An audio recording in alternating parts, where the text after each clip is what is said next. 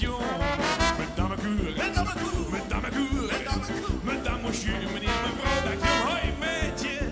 Houd dich maar vast, straks heb ze last. Poepien van lachen, trône toujours. Madame Kuur, Madame Kuur, dan wordt je lachen, wordt je dansen, dan wordt je zong. Madame Kuur, Madame Kuur, met veel oude, maar ook zeker met het jong. Madame Kuur, Madame Kuur, Madame Monsieur, maar ik geloof er leuke oren. Het begint nu veel spas, dochter in pas. Madame Kuur, Madame Kuur, Madame Kuur.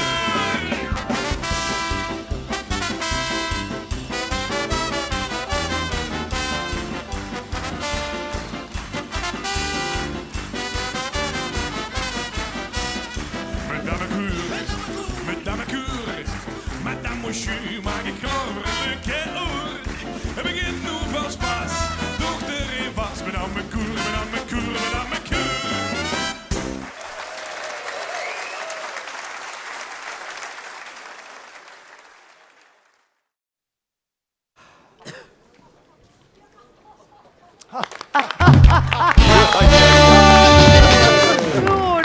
Geweldig, ja.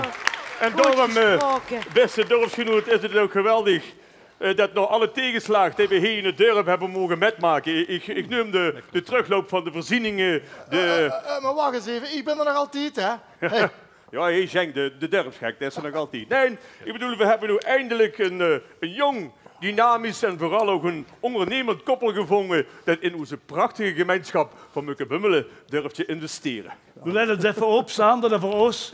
Ze handelt over een jong en dynamisch koppel met een prachtige gemeenschap. Dat kennen we voor ons gewoon. Ze handelen voor de gemeenschap van het dorp. Een grote familie, Johnny. Dat. Kijk eens, Ja. Ik hoop daarom ook dat Tamara binnenkort het tv-programma Bed and Breakfast ook Mückebummelen een keer op de kaart kunt zetten. Nou, zij oud echt hoor. Die bed and breakfasters van de televisie, die hebben toch altijd gekke memelen. Dan is het bed niet goed genoeg. Of ze hebben geen heukje van de badjas. Of een ontbijtensnit te vreten. Daar zitten we toch niet op te wachten? Nee, en niet helemaal niet. Het is mij daarom ook een vuurrecht om als vuurzitter van de buurtvereniging nou het woord te geven aan onze eerwaarde meneer Pastoor. Die de officiële openingshandeling van B&B De Greune van eigenaar Ronde Greune zal komen verrichten. Wat is het? Meneer Pastoor is er nog niet. Dat is er nog niet. Schenk, doe maar even de knip. De sprietgeit roet. Oh ja. Leentje. Ja. Wat gewoon, jong. Ja. Applaus! Waarom zit ik dat nog goed? B&B De Greune. Moet dat net zien? B&B De Greune Pijper. Johnny, doe je het zichzelf zagen. Ja. Maar dit soort dubbelzinnigheid kan echt niet meer. Kijk, dat de Greune, Ja. dat is prima. Ja. Maar dat de Pijper, dat kan echt niet meer in woke Nederland. Nee. Maar wacht eens even. Zo hees ik wel. En mijn pa staat Johnny de Pijper. Daar. Oh.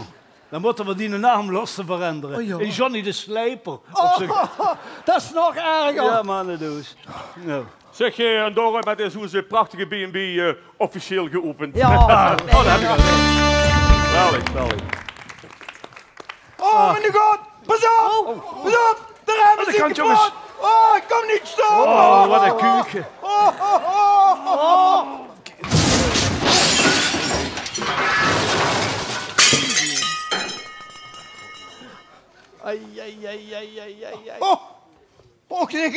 Je ligt toch toedegens even de ramen moet laten nakijken. Als bestuur kent ze toch niet ongeremd door leven gewoon, hè? Ja, maar een fietsenmaker is hier niet met de vinger in een dorp. Nee, dan moet ze van de staat. Zeg, meneer Pastoor, ik moet zeggen dat je wel erg laat zit. Hè? Ik bedoel, we hebben de knip al gezet en je hoeft eigenlijk alleen nog met de zeigen te geven. Doet jij het wel doen? Dan doe ik deze zeigen niet. Deze kant was ze weer. Ik bedoel, hier op deze B&B. Nou, dan zegen ik bij deze de nieuwe onderneming van de heer en mevrouw De Greune in de naam van de baten met de punt in de spierste armen. Zo. Mag ik u van harte proficiat wensen. Heel veel succes, mevrouw De Greune.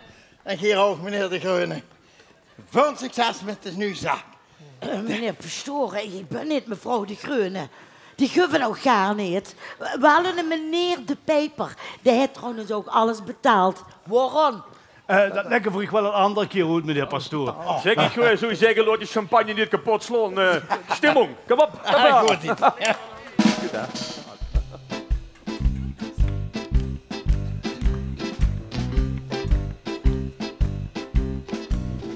Madame Koe, Madame Koe, Madame Koe. Madame Koe, Daar werd gelachen, werd gedanst, daar werd gezongen. Madame Koe, Madame Koe, Madame Koe. Madame Koe, Met je oude maar het zieke, met je jonge.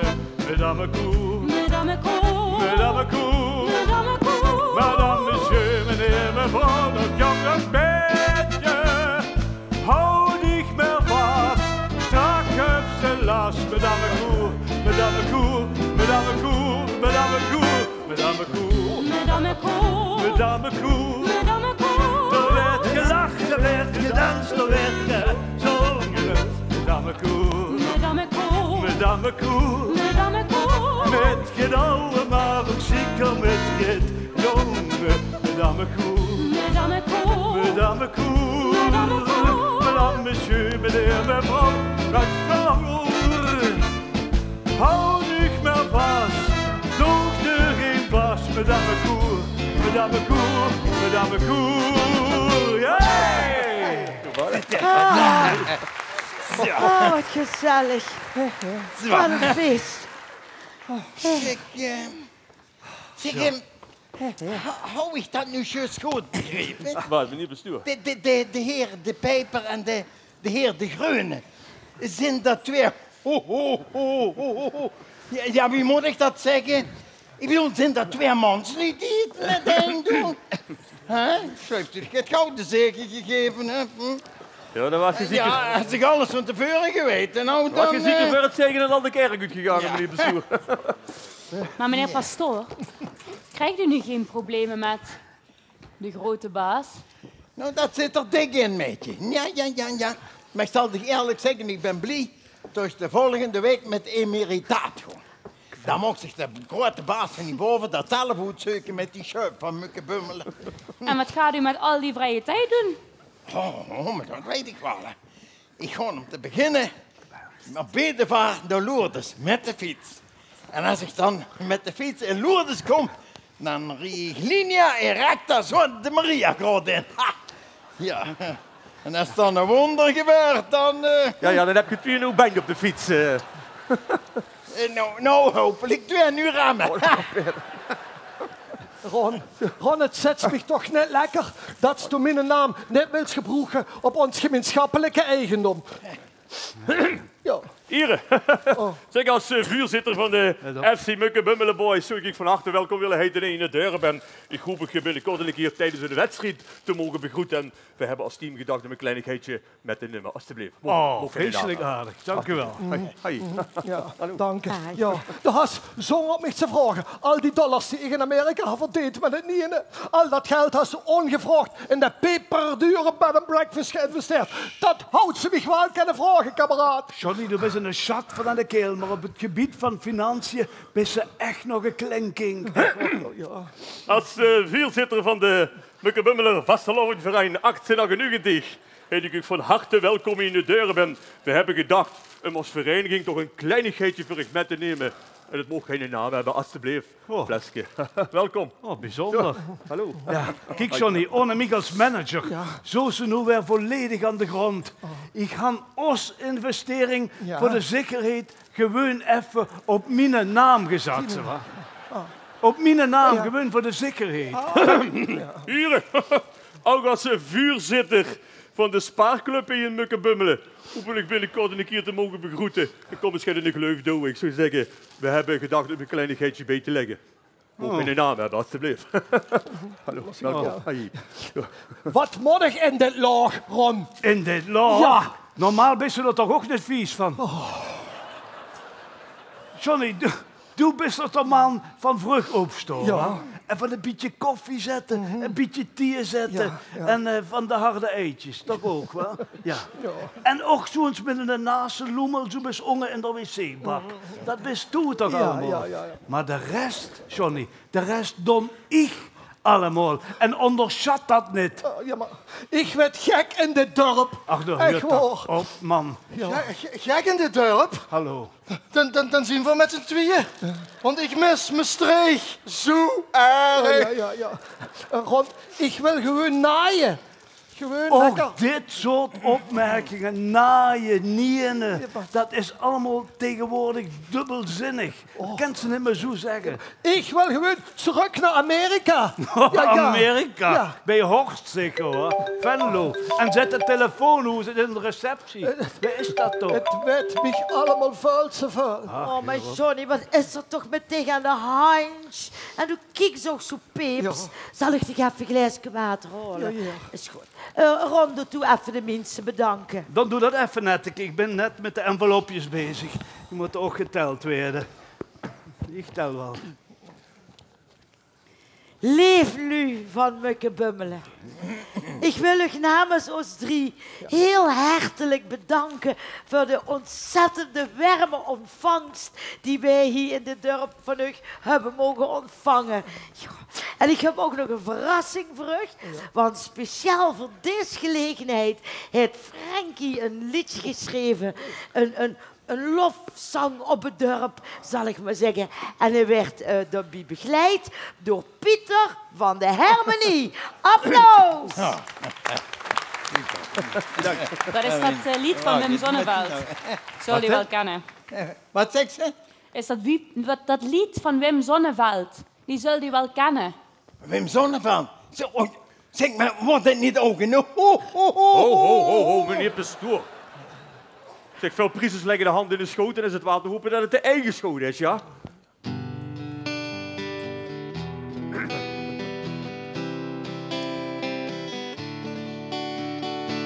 In Mukke Bummelen ben ik toes, als zo ideet mijn ooierschoes, en ben ik heen niet goed gebracht. Toch moet ik nou al jaren heen, ik heb hier zelfs een café, job hem haai dat moeds gedaan. Mijn huwelijk wordt geen succes, hij geen cent meer op de test. Zonder het geluk kost het dit vinger. In het dorp ben ik de man, ik regel alles wat ik kan. Ik wil zelfs een liedje zingen. Ik denk nog heel dik terug aan vroeger. En vroeg mich af wat nodig heeft. Ik ga een leven zonder zorgen. Het niet is vergoed voorbij. Ik ga een leven zonder zorgen. Het niet is vergoed voorbij.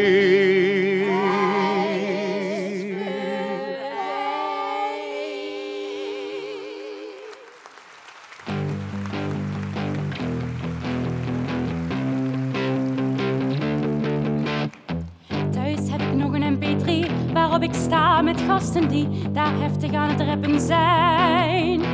In kroeg een echte vette show. Je hoort mij roepen, hey hallo, het is waar ik begonnen ben. De tijd, ik weet nog hoe het was, die stomme jongens in de klas. En de ring komt zonder rond als bijen. Een jointje roken op een plein, graffiti spuiten op een trein. En ouders gaan weer scheiden. En de laptop van mijn vader zag ik mama's vriendinnen staan. Ik was een kind en wist niet beter. Wat hadden die toch weinig aan? Wat leefde ze eenvoudig toen met iPhone, botox, weinig poen en slager Ahmed van der Ven. Maar blijkbaar leefden ze verkeerd, het moest gedigitaliseerd en nu zijn ze op de goede weg. Ik heb hun vaders nog gekend, ze zongen in de Jostie-band en moeders dansten bloot aan palen. De tijd van toen die is voorbij en al wat bleef dat is voor mij een P3 herinneringen. En op het strafblad van mijn vader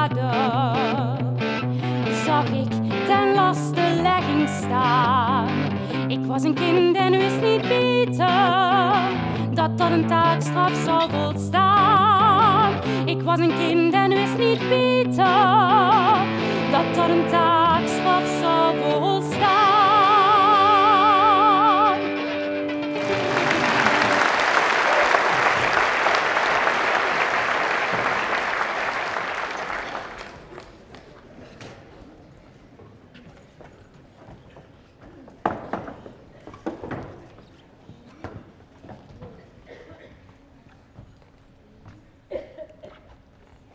Het is een verdomme niet te geloven, meneer Pastoor, dat we hier in het dorp dit eens meer 11 mannen bij elkaar kregen om de FC Mukkebummelen Boys in stand te houden. Dat betekent einde voetbal in het dorp. Ah, ja, heb ik hem maar gezegd. Hè. Je houdt in de plaats van dat geld aan die nu kantine en aan dat kunstgras uit te geven, had je veel beter kunnen besteden aan de renovatie van de kerk. Ja, maar meneer Pastoor, als er geen mannen mee bijkomen, dan hult het op, hè. Einde oefening. Nou ja, maar daar heb ik ook altijd voor gewaarschuwd. Hè. Ik heb immer gezegd, sinds 4 priesters niet meer bij de gezinnen langs gaan om te kijken of de dames, of die de vrouwen, of die de zwangerschapstest hebben gedaan, is de klap erin gekomen. Bah, wat zijn jullie toch ouderwets bekrompen en vrouwenvriendelijk? Vroegen jullie dat ook aan de mannen? Oh, ja, ja, vermoed ik de Suzanne. Geef ze maar van Jetje in het bedje. Mijn god. Ik bedoel, jeetje. Jeetje, alsjeblieft, maar hoi op met het hooghalsgekal, ik bedoel. Die hebt ook veel te lang bij de man in een heerlijke woontje. Meneer Pastoor, zal ik nog een wijnwatertje inschudden? Dat sla ik niet af. Dat dacht ik al. Ik ben in de café geboren. Dat weten we, Schenk. Ik ga ervoor zorgen dat er voetbal in ons dorp blijft. Oh, en wie had je zich dat voorgesteld, Jan? Nou, dat ga je zo meemaken. Ga je de vriendinnen bellen of wat? Bellen? Ja. Ik zet een berichtje op Instagram en dan weet ik het binnen 30 seconden. Instagram? Die me daar aan dingen, daar snap ik al wil niks meer van. Nee. Nou, er is in ons dorp een onverklaarbaar overschot aan vrouwen. En 1 en 1 is 11. We gaan een vrouwenelftal oprichten. Simpel! Zeg, doen die dan nog de wedstrijd ook de shirtjes wisselen? Ik heb geen idee, meneer Pastoor, maar ik stem vuur. Kijk. Kijk, we komen al een heel eind. En ik ben er natuurlijk ook nog alleen. We zoeken nog een stevige keeper. Net een keer. Ja, pilsje zeker. Oh, lekker. En daar is onze keepster. Wie, wat? We gaan een vrouwenelftal oprichten en jij lijkt onze ideale keepster. Oh, wat leuk. Ja, ik liek mezelf ook de ideale keepster. Gemiljorig en er erin gaat.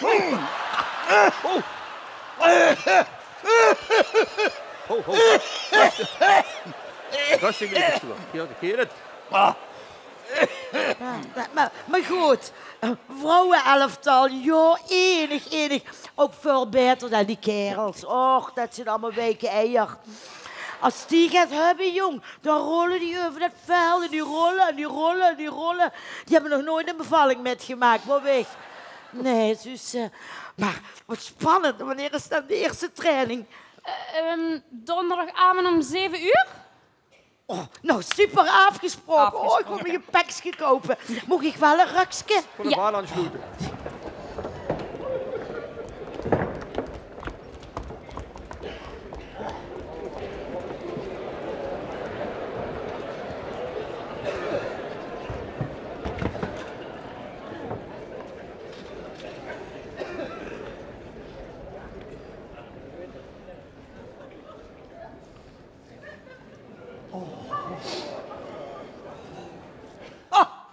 Daar zit je dan. Hey.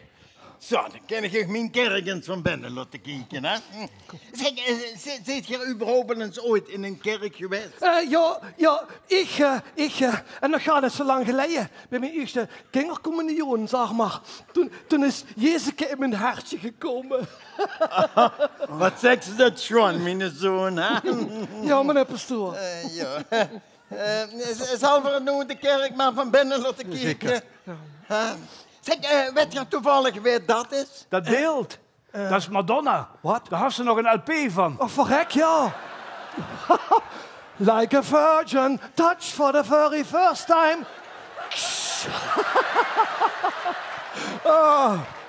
Dat wordt het zitten. Meneer Pastoor, ik had een vraag. Wat moet dat bushokje? Ja, maar dat is geen bus, ook Nee. niet zo'n. Nee, dat is een biechtstoel. Ja, en wat kent ze ermee dan? Dan kan ze de zonde aan de priester met beleiden. En als ze dan de absolutie hebt gekregen, dan gaat je weer zondevrij de wijde wereld in. En dat zou voor u twee niet ongunstig zijn. Nee, inderdaad. Wanneer de Johnny begint met zijn wijsliest aan zonde, dan hadden de oren een tute. Ja. Eens even kijken. Johnny, dat is geen mini darkroom. Kom, Droes. Echt Zeg dat toch eens een keer over oes, joh. En zet de telefoonhoes in de kerk. Ja, dat moet even af. Sorry. Zet dat ding oes. Ja, meneer Pastoor, wie werkt dat nou eigenlijk zo zondevrij de wijde wereld in te trekken? Zal ik tegen eens expliceren, Johnny? Ja. Luister, als ik aan deze kant ga zitten. Ja. Ja, zo. En Ron, aan die kant. Nee, op de knietjes. Op de knietjes. Gezacht zitten. Zo. Ah, ja. Dan ga ik me wel in het midden plaatsnemen. Okay. Ja. Zo. Weer bejent. Ik zou zeggen, Weer begint. Doe wie immer. Ah, oké. Nou, stel voor, laten we beginnen met gewoon normale dingen, zoals overspel, onkuisheid. Zeg maar de simpele dingen. Oh ja. En Ronnie, hebt jij wel eens gezondigd? Ja. Ja, eigenlijk vorige week nog wel. Weet je wel, bij de Appie, bij de zelfscankassa. Heb ik vergeten die krat brandsbeer af te rekenen. Ja, en hebt jij daar spijt van, Ron? Nee. Nee, eerlijk gezegd, net is ook niet bij Limburgs, dat Genau, beer. zelf schuld. Dan kan ik jou helaas niet de absolutie geven, Ron. Oh, jammer. Johnny, Ja. hebt jij wel eens gezondigd met een vrouw? Ja, ik had wel eens lang geleden onkuisheid gepleegd met een vrouw. Dat was een lerares van mij op de middelbare school, Santa Maria. Daar weet ik niks van. Zeg, dat was zeker een get oudere vrouw? Wordt dat met wederzijdse instemming? Ik dacht het wel. Meneer Pastoor, ze was ook nog gelovig. Ik wist net of dat wichtig is. Oh ja, zeer wichtig. Zeg maar, wie wetste dat? Ja. Ze zag de ganse tijd. Oh my God, Sonny!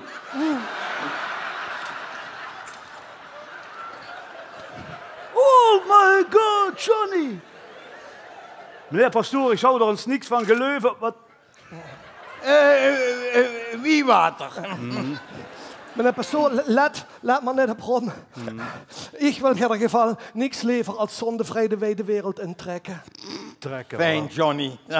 Dan zijn jouw zonden je vergeven. Oh, kijk aan. En als je dan ook nog wil terugkeren op het rechte pad van de kuisheid en de zuiverheid, zoals het geloof dit van jou vraagt, dan zal de Heer hierboven helemaal tevreden over jou zijn. Oh, wie bedoelde dat eigenlijk? Ja, hier zitten twee mannen. En die leven allebei in zonde. En God heeft man en vrouw geschapen zodanig dat zij in elkaar passen. Ik bedoel, dat ze bij elkaar passen. En dat zij het alleen samen mogen doen.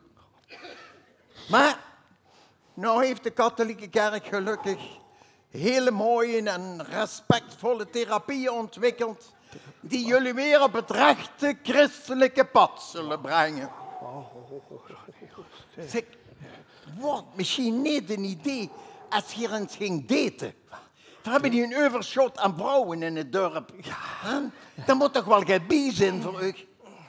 Meneer Pastoor, therapie? Ja, van het rechte pad af, volgens wie ze er zelf van het rechte pad af. Ja. Had de Herjot niet de lu geschapen, naar zijn eigen evenbeeld? Ja. En staat er niet geschreven dat ze van de ander moet hadden, zo wie van zichzelf? Dat had ik zo duks gedaan en had ik ook zo hoogs moeten zeggen. Nee, Johnny, nu even niet. En dat is pas zonde. Heren, nu doden ze even rustig, zeg. Het is een tijd van al dat gewik en gewook. Daar kan ik mijn vingers niet meer aan branden. Nee, Nu ze dadelijk heb ik ook nog een aanklager aan mijn toog. Ja, maar had u nooit gevoelens gehad voor een naaste? En worden er niet genoeg geestelijken die geen baat zogen in dat celibaat? Daar hebben we het nu niet over. Nou, dat zou wel. Luister, als penitentie geef ik je 24 whisky, bedoel 24 whiskygroeten en 24 onze vaders. En jullie zonden zijn je Wat vergeven. had onze vaders er nu weer mee te maken? Die zijn al lang doen. Weet je wat ik zei? Wees gegroet, Ja, dat zei ik. Precies. Kijk, ooit aan de pastoors de kassie komen. Oh, Zet de telefoon uit. Ja, maar die homopaten zijn van godloos. Die doen toch niks fout? Die weten alleen niet wie ze met mij moeten omgaan.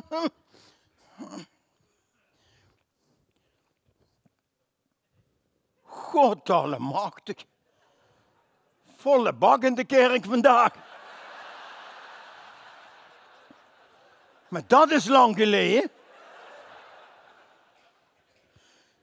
Vrees niet. Ik ga het hier niet lang mee maken. Ten slotte zit je er niet gekomen hier om vanavond in de preek aan te werken. Beminde gelovigen, bijgelovigen, andersgelovigen, ongelovigen en alle andere schijnheiligen. Prijs de Heer. Halleluja. Allemaal? Halleluja. Dat klinkt nog niet gans van Hosanna en de ogen. Dus juist als we gisteravond thuiskomen. Wat de stemming allemaal lala. Ja, ik word het laat en het zaad. Ik word nog naar een babyball geweest van een ex-collega.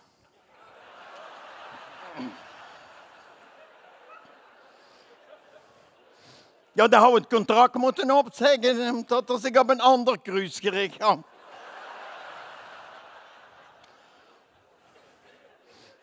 Enfin, ik kom thuis, ik denk toch maar voorzichtig de trap oplopen, maak ze de huishelster niet wakker. Ze hebben ze dadelijk de poppen weer aan het dansen. Dan gaan ze litanie van Lazarus over me heen. Ik kom bij de buiventje, de trei op de toogklebaatje. Lang goed over het portaal. De huishoudster op de slag wakker. Heb je weer gedronken, pastoor? Zeg, ja, lig, ik heb me slecht laten uitdrukken. Ja, maar dat is heel typisch bij de huishoudster. Als ik gedronken heb, merk ze drek. Maar als ik douche heb, dan rapt ze zich niet. Ja, ze is nog maagd. Ik heb al een dikker gevraagd. Ik zeg, heb ze nooit eens gehad last van vlindertjes in de boek? Voelt ze nooit eens gehad vlindertjes in de boek? Nee, zit. Ik heb alleen maar last van rupsje. Ja. Diergebaarde parochianen. Voordat ik me nu in de preek tot u ga richten, wil ik even weten wat voor een vleesje je in de gelovig vleesje je in de koep, ik bedoel in de kerk hebt. Daarom vraag ik je dadelijk om de hand op te steken, zo gauw ik de categorie afroep. Beminde gelovigen. Handjes. Beminde gelovigen. Waar blijven die handjes? Bijgelovigen, andersgelovigen. God, je brengt me gans uit de consecratie, zeg. Nou ja, laat het toch maar erbij zitten. Al diegenen die niet de vinger hebben opgestoken, die scharen ik nu bij de ongelovigen en bij al die andere schijnheiligen. Je hebt het nu zelf hier aan de lijve kunnen ervaren. Het gaat niet goed met geloof. Het gaat bergaf. Het is crisis. De lui geloven het wel. Ja, je gelooft het wel. Het wordt wie langer wie wilder zie in de maatschappij. Het is wie mijn voorganger Pater Zangers altijd zag. Quando urineren es de pinkele lore. Bullshit est in Chypre. Plastisch vertaald. Wie plassen pissen wordt, is het gezeiks begonnen.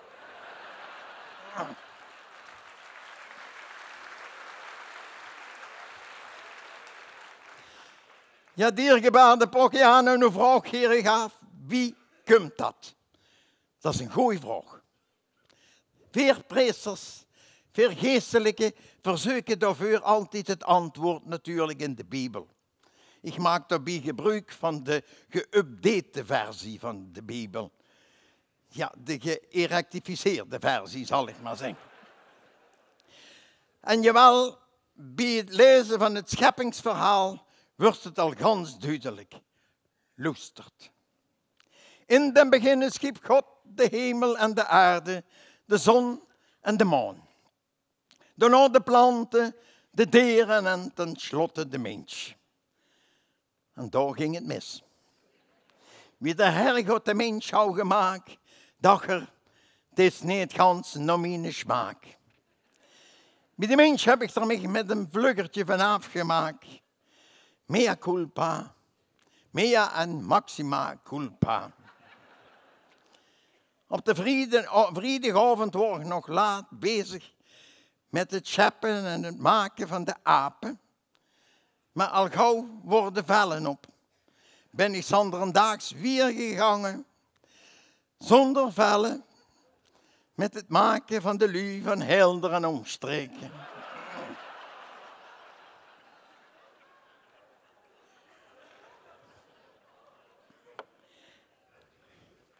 Kent je zwiegen? Kent je zwiegen? Ik niet. Onder ons gezag en gezwegen, als de paus morgen dat celibaat afschaft, heb ik daar geen probleem met. Ik heb het nog met een deken de week erover gehad. Van samen moesten we een nieuw koffieshop inzegenen. Ik zeg, deken, wat gunstig. Zoveel dat nog metmaken tot de paus het celibaat gaat afschaffen. Nou, zei er veel, zeker niet. Maar als kinder gegarandeerd waren.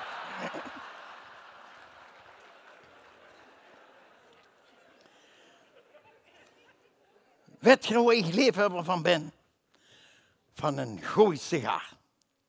Ja, kijk, als celibatair moest het toch ook aan de trekken komen. Hè? Ja, ik heb het speciale merk. Un sigaro patento Vaticano. Fabrizio del Tabacco, del Tabacco Prumo. Prumtabak. En een goed glas wien. Ja, le Château 69 du Pape. Ik kan hem aanbevelen. De laat zich drinken wie water. Mijn levensmotto is, wij goed drinken, sleep goed. Wij goed sleep, zondig niet. Wij niet zondig, wordt zalig. En wij zalig wordt, die komt in de hemel. Het moraal van mijn verhaal. Wij goed drinken, die komt in de hemel. In de hemel. Ja. Ja, daar spreekt mich de week een aan in een café-zetter, bestuurzetter. Schaf in godsnaam in zijn Latinaam, zetter. Ik vind dat zo ouderwets. Ik zeg, ouderwets, man, kerel. Ik zeg, dat is de voertaal in de hemel. Ik denk, in de hel is lange tijd Duits de gangbare taal geweest. Ja, maar daar zijn ze nu aan het overschakelen op het Russisch. Vanmorgen word ik in alle herregodsvreugde uit het bed geroepen. Steden de man te kwaken. Pastoor, zegt de pastoor, uw kerk doet ook vluchtelingen opvangen in nood. Toen de roet van de slaapkamer open, steekt door Daisy Bouterse voor de deur. Beminnelijke parochianen. Wat hunker ik nog dik naar de tijd van het rijke Roomse leven. Wie het Heer onderdanig naar ons moest loesteren. En nu moet er weer onderdanig naar u loesteren. Ja. En dan droom ik nog dik van die plechtige wachtmessen. Met zijn bekoorlijk maagdenkoor. En noem het verdoen met de madammekoor.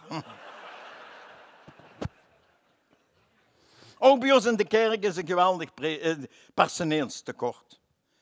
Geweldig personeelstekort. En daarvoor moet ik zondagsmorgens gemiddeld 3 messen doen.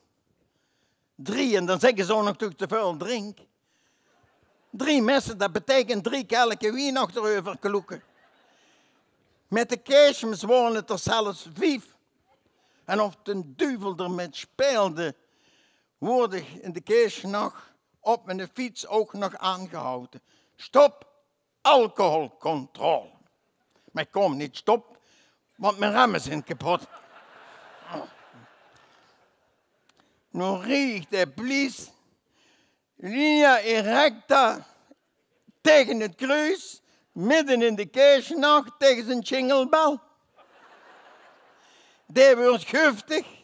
Kan je niet uitkijken, schelen, zei er. Zeg, wat zeg je? Och, zit er nog doof ook? Had je me dan niet zien staan? Ik zeg, jawel. Ik zeg, jawel, maar ik dacht, dat is een wijkagent, die wijkt zich wel.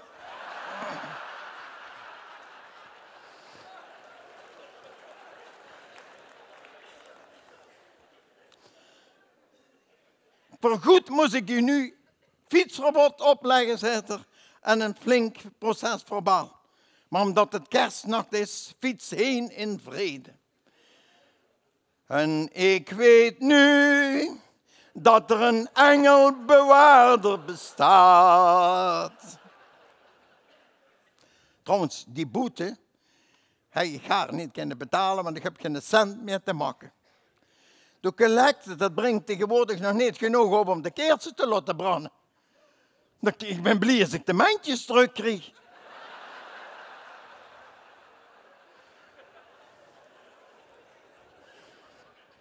Begrafenismensen, ook zeg het, ook te klad ingekomen. Een dode boel. Belt me pas nog zijn vrouwtje op, zegt ze, meneer pastoor, kunt u de begrafenismens van mijn man doen? Zeg, met alle plezier. Nee, met alle plezier, zegt ze. Nee, zegt ze, met de maagdenkoor en Latijn. Ik zeg, in Latijn, dat zal nog wel lukken. Maar met de maagdenkoor, dat zit er niet meer in. In Gods Heere naam, zegt ze, dan laat ik je maar crimineren. Biechten, ook zeg het. Ook ram op de voet. Doodzoen. Biechten, dat was voor mij de Roomse pikante saus op mijn apostolisch werk. Kreeg je je keksje van.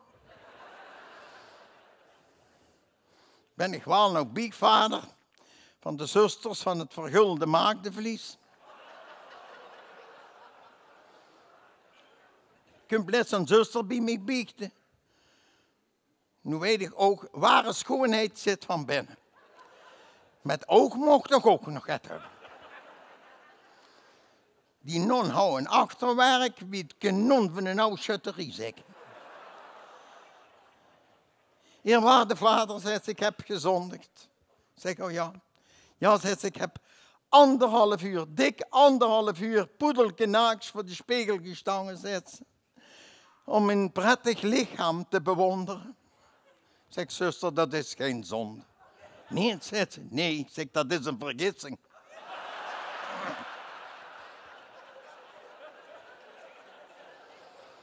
Drie maanden later heb ik er weer in de biechtstoel. Komt ze biechten tot zijn verwachting is.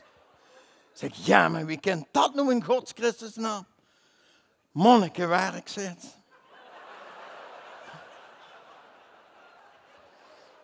Biechten met de kennis, dat kost ik een ganse avond met vullen nemen. een man uit de parochie, een echte vrijgezel, een vrijgezellige, die kunt biechten tot een vrijmes geweest. Ik zeg, word een vrijmes voor het een van deze parochie. Nee, zegt er, ze wordt van hier. Ik zeg, en morgen misschien vragen wij.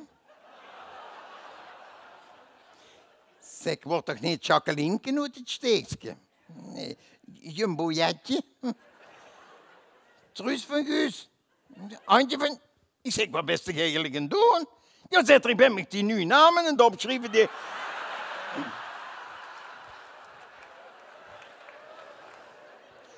Die hou je nog niet, zegt er.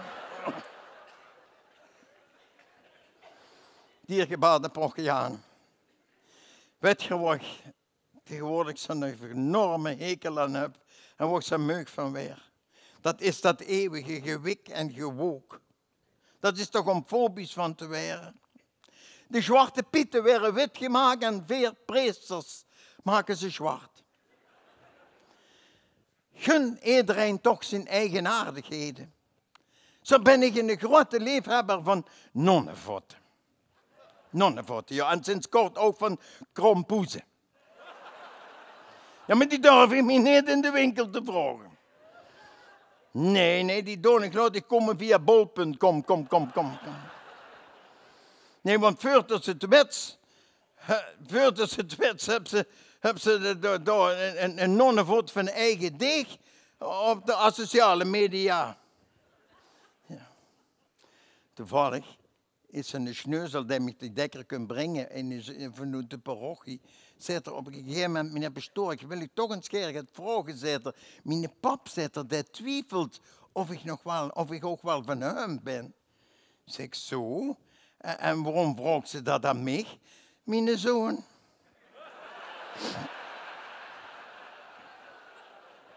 Zonderdags, de mama bracht buiten aan de deur staan, zeg. Ja. Als pastoor moest ze tegenwoordig zo opletten wat ze allemaal zegt. Ik dank God iedere dag dat de lui niet kunnen horen wat ik soms denk. En tot slot nog een huishoudelijke mededeling. Het kerkbestuur is zich aan het beraden om bij het bisdom voor mij functie elders aan te vragen. Ja, ze vingen dat ik te veel drink en ze vingen mijn preken nog te slecht voor een debuut. Nu heb ik een druk geschreven. Geacht bestuur, staakt uw wild beraad, want deze pastoor gaat met emeritaat. Wees gegroet, het gaat u goed. En met deze woord sleed ik ook nu deze preek af en zeg ik, halleluja, amen, alaaf.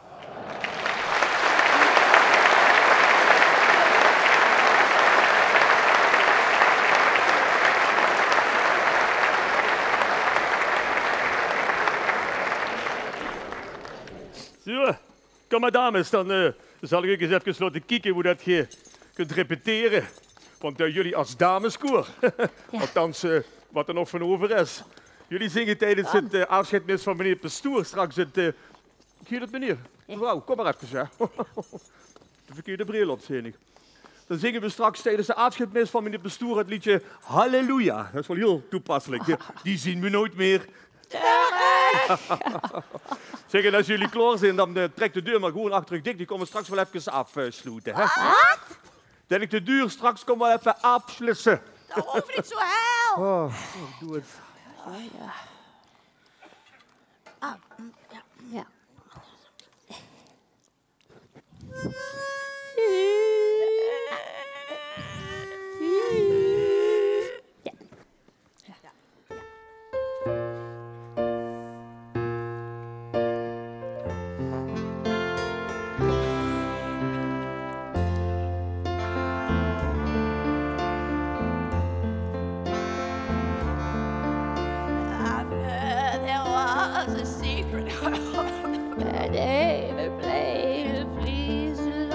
But you don't really care for music, do ya? It goes like this: the fourth, the fifth, the minor fall, the major lift, the baffled king composing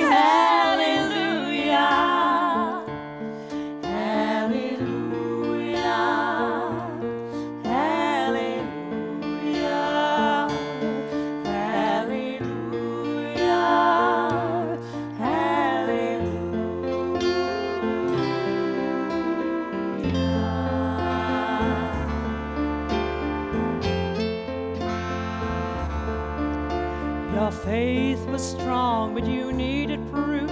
You saw her bathing on the roof, her beauty in the moonlight overthrew ya. She tied you to the kitchen chair, she broke your throne and she cut your hair, and from her lips she drew the hallelujah.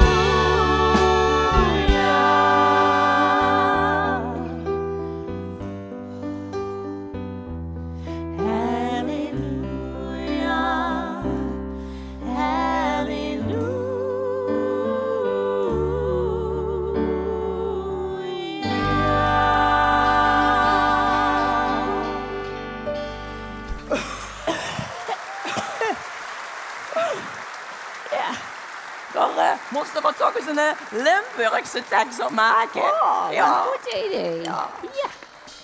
Hallo.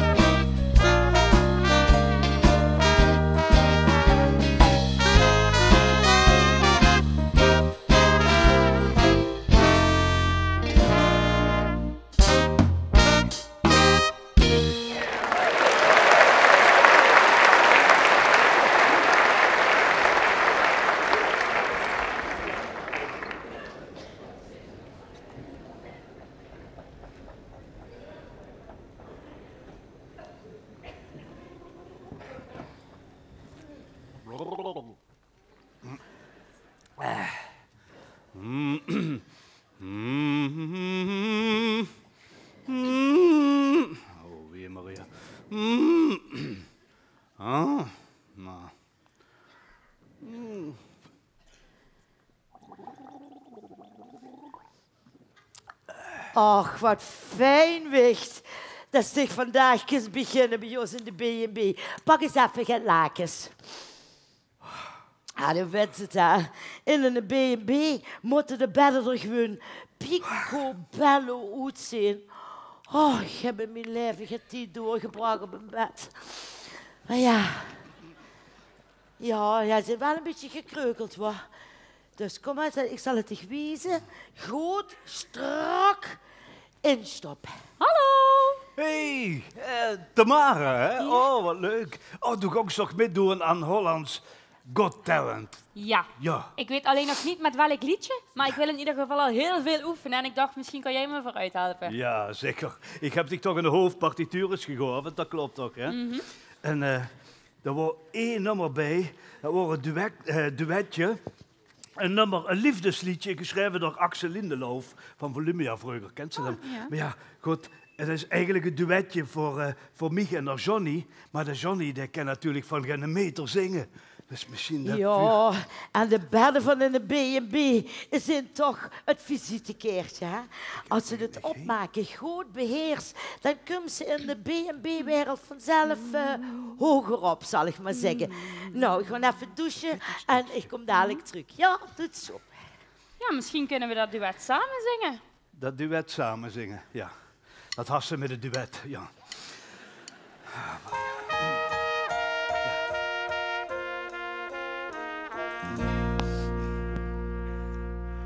Le notte durano un'eternità, i pensieri sono senza tempo, accecato dalla luce,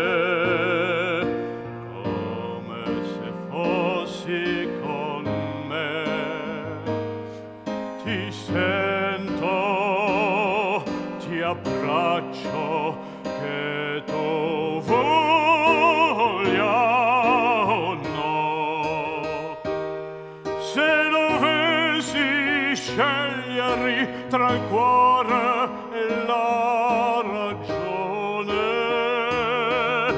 l'amore non può reggere. Lasciami amarti con tutto il mio cuore. Quando sono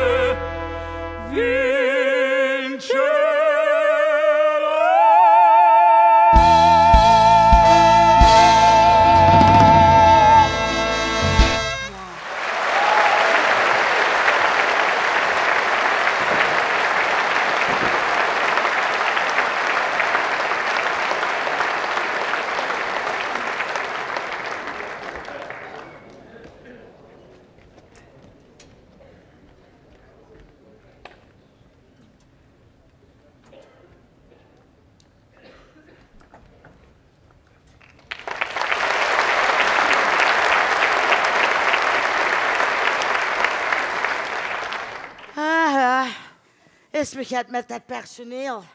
Ja, dat hinkt maar gaat in die lakens de hele tijd. Laten alles op de grond staan, zien niks.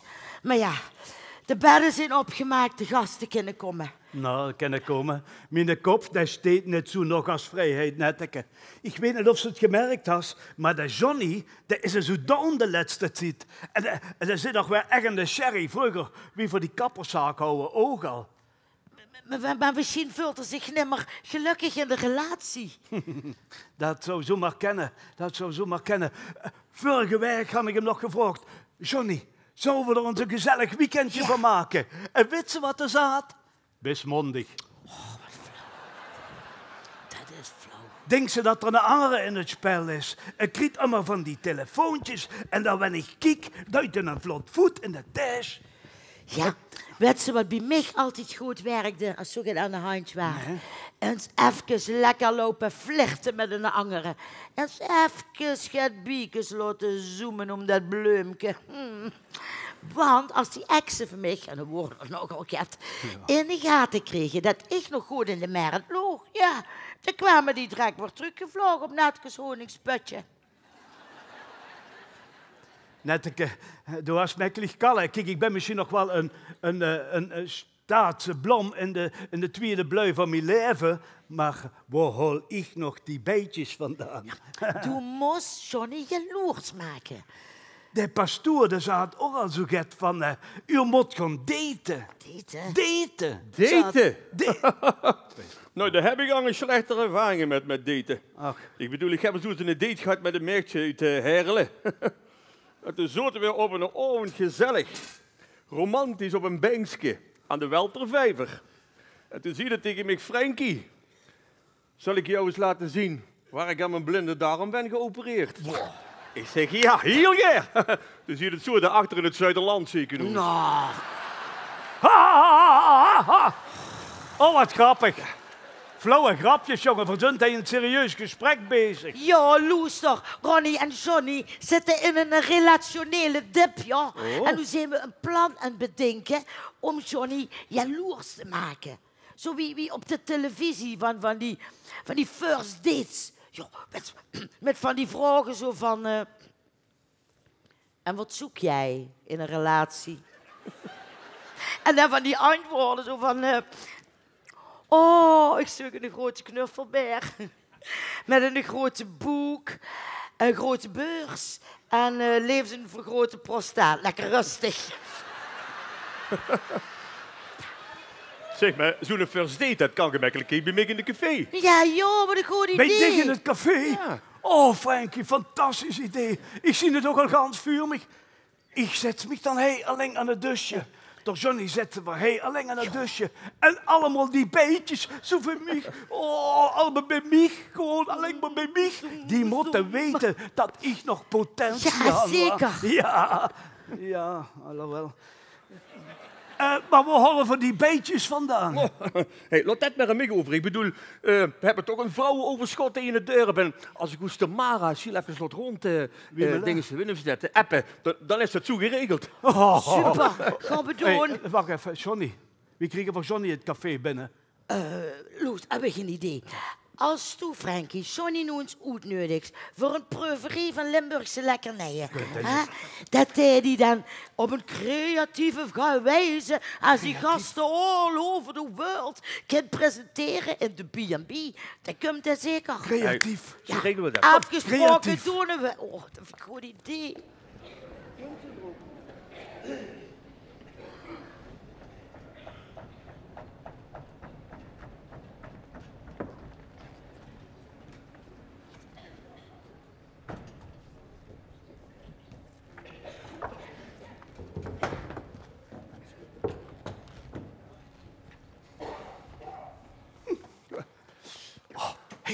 Hey, Frankie. Alles geregeld? De first date kan beginnen, jongen. Zeker. Oh, Johnny, wat een toeval, jongen. Ja. Oh, wat een prachtige kiesplank. Wauw. Heerlijk. Morgen pak ik me een stukje van. pak maar. Vraag me alleen af hoe lang dat heerlijk. Maar goed. Oh. Ik ben benieuwd of jij als fijnproever het verschil gaat proeven tussen Schwarz Frans, Ja, Balkenbrei, ja. Limburgse bloedworst en boetes. Ja. Want je moet het jullie B&B-gasten natuurlijk wel heel goed kunnen uitleggen. Ja, die B&B-gasten. Ik doe dit alleen maar om net een keer plezier te doen. Niks aus Limburg smaakt mich nog. Zelfs geen ron meer. Ho. Du wordt zo immer zo gek op de echte Limburger. Ja, maar ik ga zelfs geen zin meer in Rome doen. Tada. Hey, proost, hè. Proost, Schenk. Telefoon. Ja. Ja, met Frankie van Puffelen. Ja. Nee, luister. Luister, als jij als projectontwikkelaar denkt dat een kleine Limburgse kerncentrale makkelijk is in te passen hier in het Limburgse landschap, dan moeten we dat zeker niet achterlaten, nee. Ja, precies. Duurzame energie, werkgelegenheid, ja, dat bedoel ik. Luister, wat moet, dat moet. Dat moet Mukke bummelen maar voor de vlakte. Maar zeg, luister, wij praten een andere keer wat bij, want ik heb hier volk zitten en ik heb een first date in het café. Hoi, hallo. Hoi. Jij komt voor de first date? Ja. Ja. Hoi, ik ben het Mies, dochter van de Schra. Hallo, Mies, welkom. Ja, Schra, Hoepermans, doe het wel. Van die eerste boerderij met zijn dorpjes zijn varen. Luister, we gaan 20 keu, 90 keu, ik was een tel kwijt. En 20 verkens. Wenn ik mijn broer niet met tel. Ach, ik ruik het. Luister eens even, dat Rome doen, dan vind ik immer zo ruggen naar Schweesvis. Ja. Nee, ik ruik veel liever aan een grote Amerikaanse Big Mac. Ja, in Amerika, daar had ik me zo jotje amuseerd. Ik vond het fantastisch in New York. Ja, en dan zit ik geen in het loog. Hallo. Hi. Je komt ook voor de first date? Ja? Kom even binnen, kijk uit het opslagje. Ja, ik zie het. Oh, sorry, ik heb nog een andere date, sorry. Hallo, hallo. Hi. Hey, Ron de Greunen. Dag Ron, ik ben Chantal. Hallo, Chantal. Welkom, Chantal.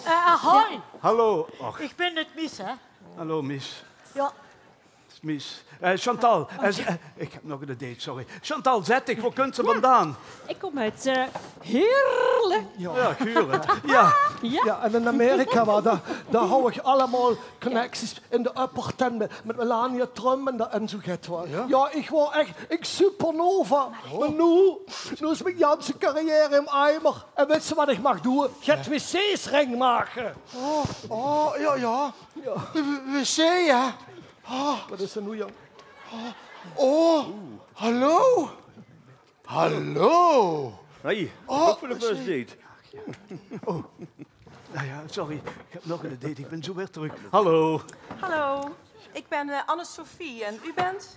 Ron de Greunen, welkom Anne-Sophie. Nou Ron, mooi op tijd. Ja. Ik heb exact een half uur tot mijn volgende afspraak in Maastricht. Ik zou zeggen, laten we de tijd effectief benutten om te kijken of de juiste data voor een relatie aanwezig zijn. Telefoon. Het is er voor mij. Ja, met de pijper.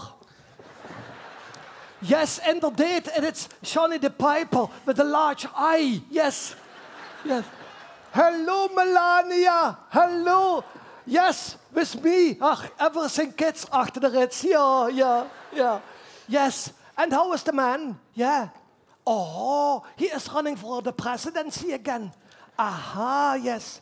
And you want a new dress for the inauguration? Wat? Me? Ja, maar natuurlijk. I bring the naaimachine with me. Yes. I come to you. I come here, quick and vuil. Netteke. Dan gaat toch Johnny door aan de lijn. Met een bellen. Volgens mij wil het Melania weer naar New York holen. Ja. Oh, Melania, du hast graag een abonnement om dat Boeseland te bellen. Oh, nee. En dan bij de riolering hebben we problemen met, die is verstopt. Is hij verstopt? Staan dat maar even. Verstop. Dan moest ik ons zeuken. Ja, dat moet je gaan zoeken, ja. No. Ron is not coming with me. No, I come hier aan zijn lijn. Yes. And I pick my koffers now. I come right away naar you toe. Ja, Yes. maar Johnny, wat doet ze nu? Hallo, Mies. Dat is Johnny Kan naar toch met Amerika. Mies? Ach, ja. Ach. Nou, die is Chantal wordt, hè. Dat is Johnny naar Amerika. Mag ik even passeren? Oh, een Maastrichts meisje. Nee, mijn lepje. En een echte zeng. Ja. Oh.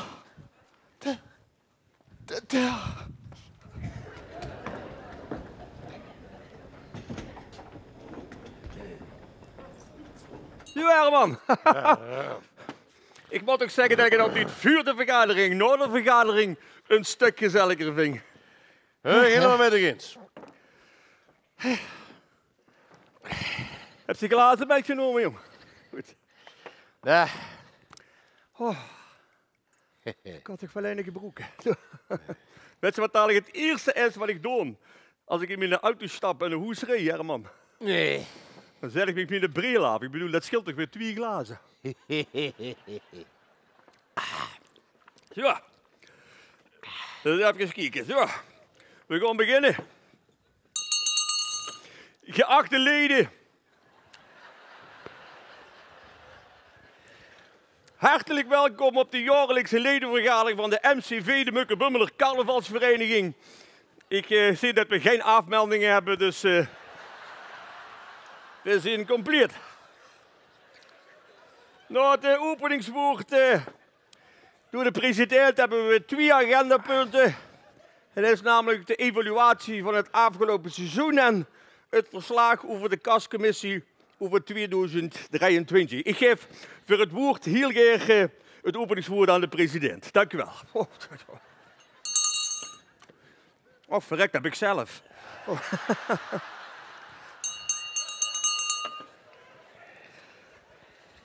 We zijn hier vanavond in grote getalen komen dagen als vereniging de treurnis te verjagen.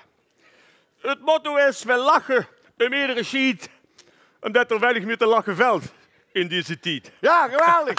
Fantastisch, geweldig. Nee, nu stoppen. Dat werd niet beter. Goed. Dan nou het verslag van de kascommissie. Ik geef het woord hier keer aan Herman Waldman. Herman, het woord is een ding, joh. Ferry. Ja. We hadden toch afgesproken dat we dat punt van de kascommissie, dat we dat pas bij punt 8 zouden doen. Ach, verrek. Ja, maar goed, ik heb het nu aangekondigd, dus we doen het nu, Herman. Ik bedoel. Ja, maar wie kom ik gaan doen over op de leden? Ja, onneuzel. Maar Frankie, ik heb de getallen nog niet compleet. Ik heb alleen maar geen aantekeningen. En dus als het over getallen gaat, als het over de cijfers gaat, wil ik al die transparant zijn. Maar dat is wel erg transparant. Ik bedoel, dat zien de mensen toch. Maar ik heb nog niet alles compleet. We hebben... Wat betreft drank. We hebben afgelopen jaar gedronken 1624 kratten brandsbeer. Dat is een record. Zoveel hebben we nog nooit gezopen. Maar dat had ik veel meer kunnen zien, zal ik je vertellen, als ik deze week ziek was geweest. Nee. Maar die week als toen krank was, heb ik hem extra in de bier gereden. Ik geloof dat het nog een beetje wat in de flessen zit, jong. Klopt het nog wat in de flessen zit? Ja. Of het nog klopt wat in de flessen zit?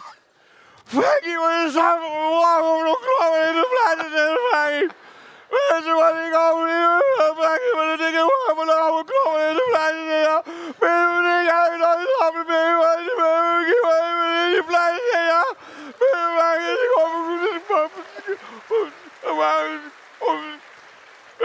ongelooflijk, ik kom Frankie, weet je wat ik allemaal over heb?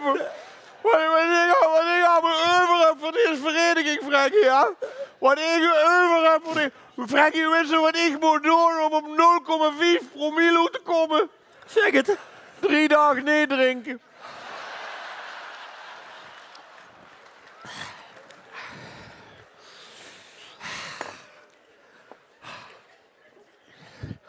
We houden 723 jonge kloren.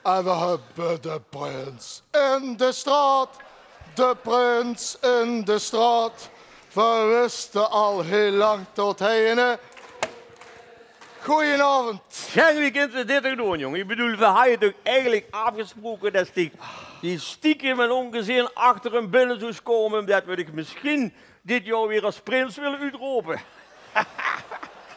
Ja, maar lieve Frankie, hoe maakt ze er niet druk over, zeg?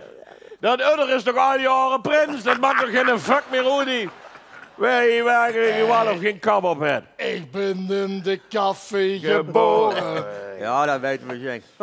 Nee, luister. Ik, als anti-alcohol tegenstander, huur altijd 2 stumpjes. Het ene stumpje, dat zegt, drink dich dat pijltje. En het andere stumpje, dat zegt, luister maar naar hem. Gezondheid. Proost, jong. Denk ik aan de vergadering sluiten. Ik bedoel, ja, dan kunnen we zelf ook eens wat gaan drinken. En we hebben trouwens ook de zaal hard nodig voor de lessendansgroep die we in het dorp hebben. Ik bedoel, uw aandacht aan de jongens. Ja. Ja. Oh. Oh.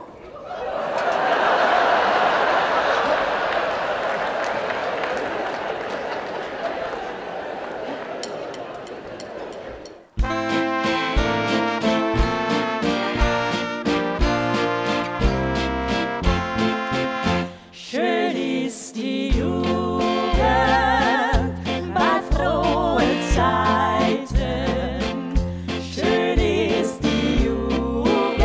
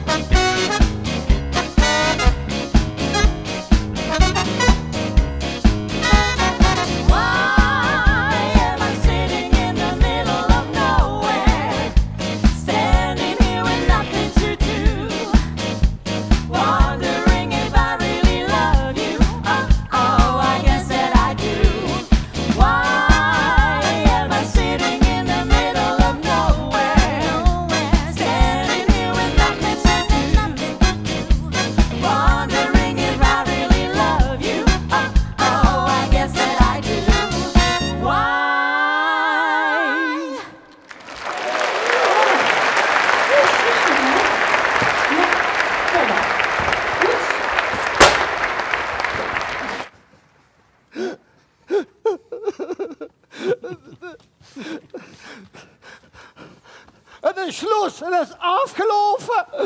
Ron, wat best. Het is afgelopen. Schluss, einde oefening. Doe. Du hast mich voet gerukt voor de camera's, voor de rode loper, voor de glamour en de glitter. Die huren bij een ster van mijn allure. Du hast mich afgesneden van mijn levensbestemming.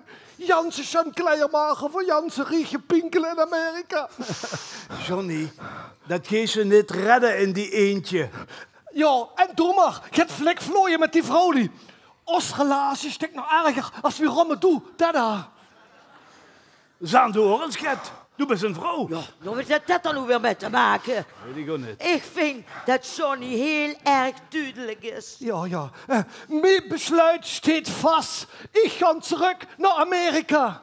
Johnny, dat met die vrouw, dat was om die gebiedje jaloers te maken. Ja, ik geloof dich niet meer. En die beloftes en die mooie praatjes van dich.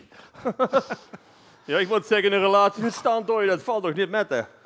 Ik weet nog dat mijn ex-vrouw zag tijdens de Europa Cup finale. Frankie, je kunt kiezen. Het is of de Europa Cup finale, of ik. Dus ik dacht, eens even een minuten bedingt. Maar ja, toen komt de verlenging en de strafschop. En toen heb ik uiteindelijk nog de penalty gekregen. Oh. Lastig. Hou af, gek. Ja. Nee, loser. Echt, Ron. Johnny is heel serieus. Ja. Ik heb hem in al die jaren nog nooit zo gezien. Dat meent dat. Net ik een loester.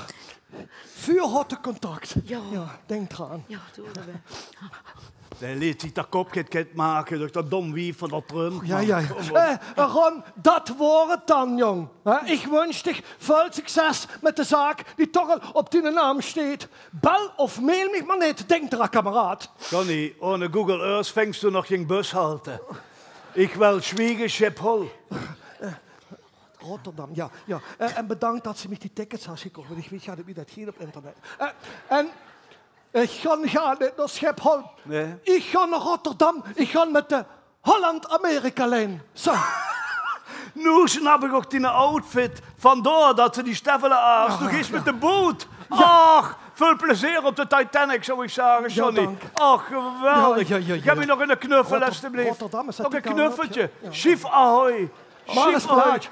Ik heb er toch Jongen, moeten met. kom bald wieder. Kom bald wieder. Bald wieder nach Haus. Wat is even vast. Junge, fahr nie wieder. Und noch mitzingen. Nie wieder hinaus. Ik mag mich sorgen um dich. Denk auch an morgen. Denk auch an mich. Lijkt me am Arsch. Daarna. Nou, dan is het gewoon op mij gaan nog. Doe best het show. Ach, du bist du ganz. Verschrikkelijk. Goed zo wat.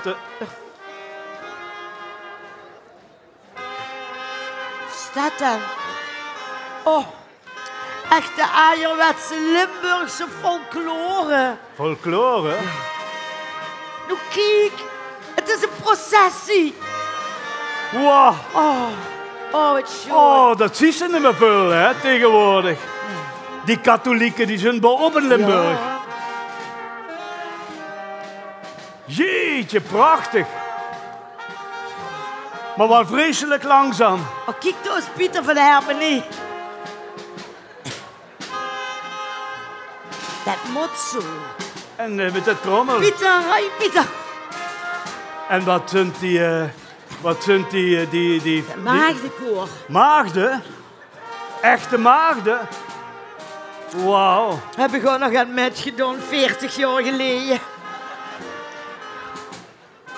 Die was prachtig goed, hè? Jeetje, oh, wat is dat allemaal? Oh, je kijkt eens naar Prins. Daar had een stuk in de kloerte. Oh, weer. Jongens, zet hem aan de zee. Zet hem aan de zee. Oh. Oh, hey, Tamara. Hey. Bij mijn stad, die ken ik niet. Nee, gewoon niet. Snuiendorp. En dan kun je op haar stoel.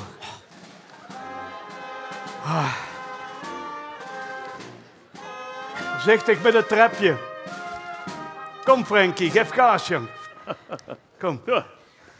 Goeiedag.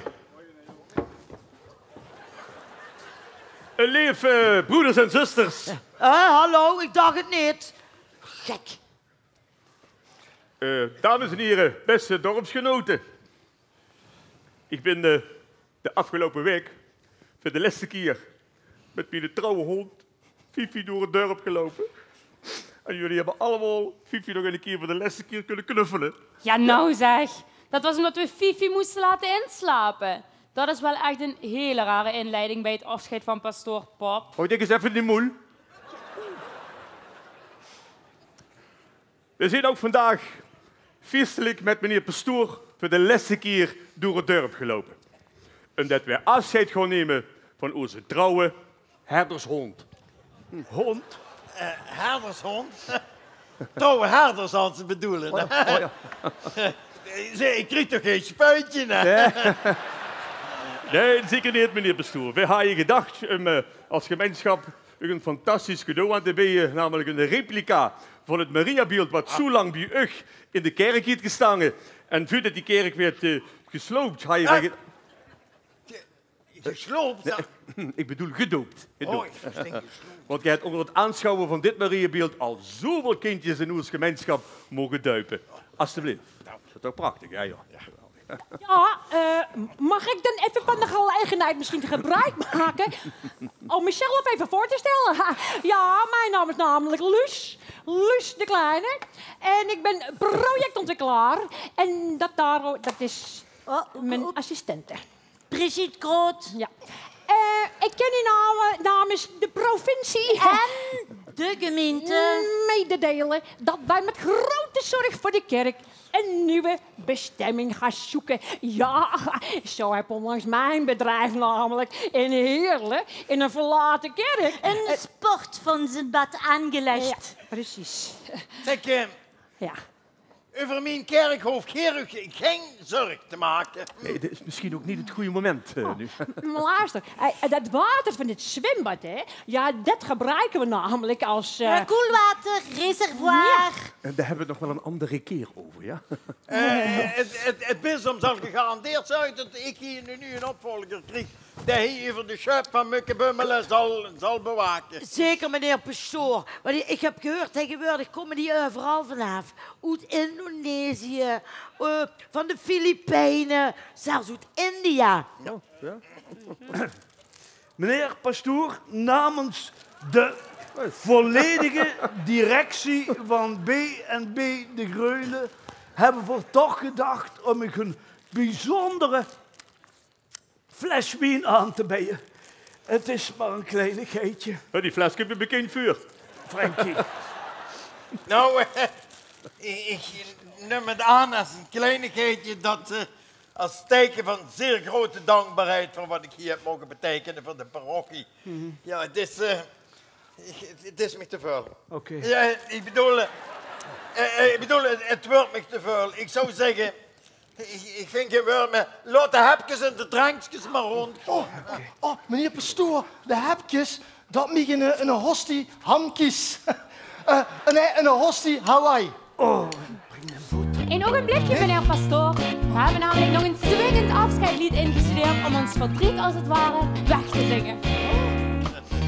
Hey, it's time to say goodbye. Oh, dat had Johnny toch nog allemaal met moeten maken. Net een keer de steed in morgen dan voor de deur. Ja, dat geluid in sprookjes toe. Concentreer dich. Oh, happy day. Oh, happy day. Oh, happy day. Oh, happy day. When Jesus walked. When Jesus walked. When he walked. When Jesus walked. Yeah, when he walked. When Jesus walked. He washed my sins away. Oh, happy day. Oh, happy day. Oh, happy day.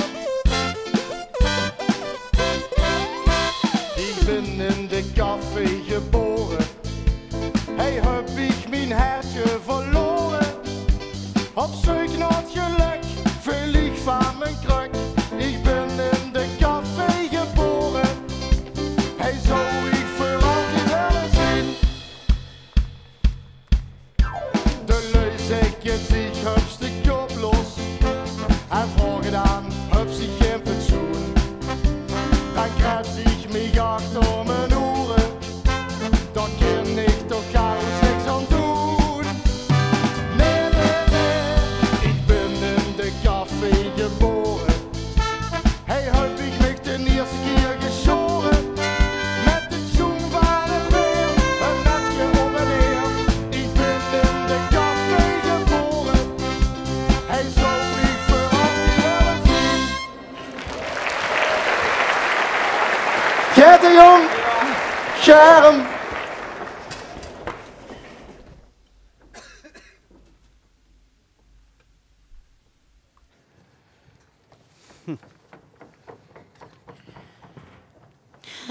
Al 2 weken. Niks van de Johnny gehoord. Vindt ze dat gek? Alleen die overtocht met de Holland-Amerika-lijn duurt al 2 weken. Peudemoog. Wat de puurdemoog? Ja. De Johnny kennende had er natuurlijk al bij de kapitein op schoes gezeten. Bij het captain's dinner. Oh ja, ik heb ook eens ooit schet gehad met zo'n hele stoere zeeman. Met zo'n anker op de arm. Oh. Ik wil zo graag naar Amerika ook. Ja. Dan moet je wel uitkijken, want die zeelui die hand in Gidderenhaven een angerliefje. Zij uitronden, maar heb je mij veel erger nog. Die van mij, die wil dat ik elke avond met hem beneden deks voor anker ging. In ruil voor dat enkeltje naar New York. Ja, en 2 weken later kwam ik eindelijk weer eens boven deks. Waar we nog in Rotterdam. Ja. Of er worden werd terug. Dat kan ook. Maar zo gaat zie ik bij de Johnny ook gebeuren. Wa? Die kan absoluut niet voor zichzelf zorgen. Ach, jawel. Goeiedag. Maak zich toch zo niet druk. Die is al lang bezig met het naaien van die clownspakken voor Trump. Weet je toch wie goed ik het naaien?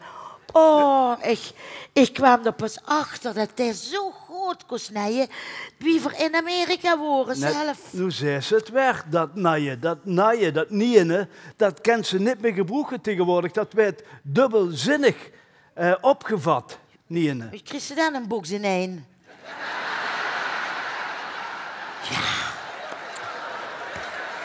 Ja, nee, zo belachelijk. Ja, maar echt, in Kerkrok kreeg ze dan de bokshoes. Ja, daar weet ik niks vanavond, gewoon gelukkig in een echte stad. Maar goed, nee, maar echt, tegenwoordig, ja boe, kan ze niks meer zeggen. Nee, echt, bij de lui, lep een zenuw van het zere been naar het verkeerde keels gaat. Wie ik dan bij ons een remuin ha, naar de prins uitroepen waar, zag ik een dansmarietje lopen. Ik zeg, dansmarietje. Had het een operatie gehad, waren er mensen een transmarietje. Ja, doe weet het niet meer. Ik mis mijn transmarietje ook. Ja. De Johnny die zorgde wel immer voor de vrolijke noot. En voor de harde eitjes. Ik mis mijn Johnny zo. Ja, eigenlijk wel. Ja. Ik voel me eigenlijk vreselijk eenzaam, Netteke. Ja.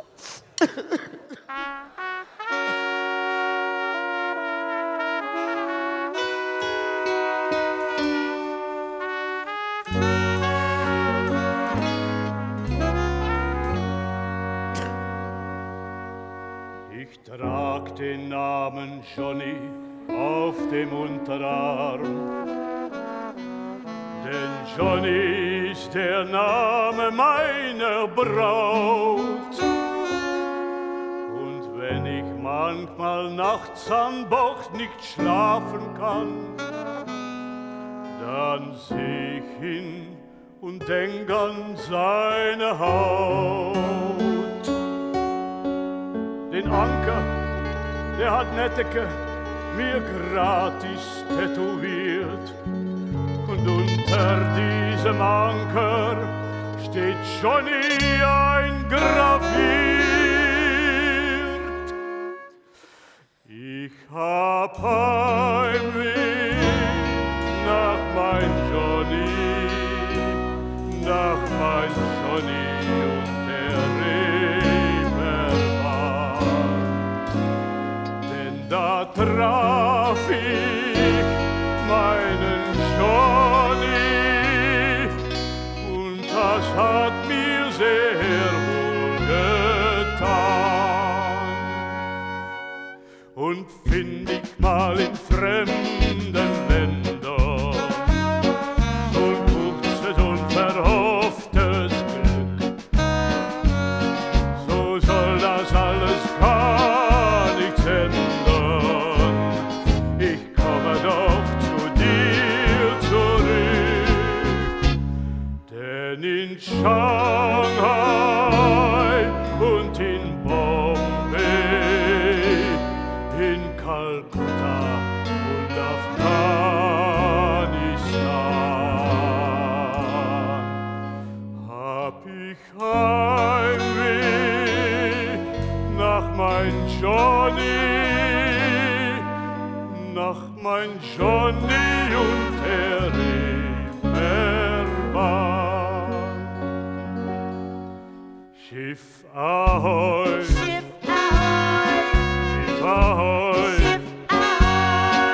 Glaube mir, ich bleib dir treu. Schiff Ahoi, Schiff Ahoi, Schiff Ahoi. Glaube mir, ich bleib dir treu.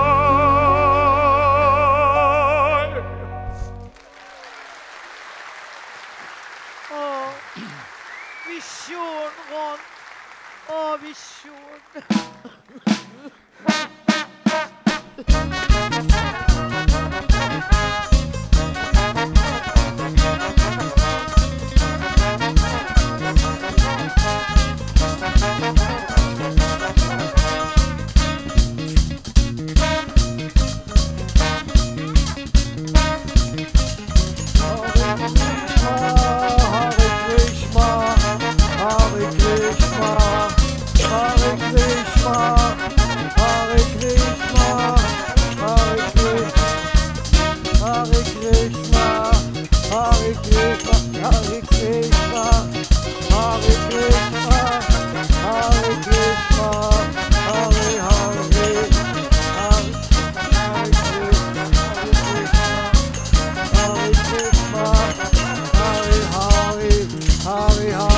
Ja, kappen, kappen.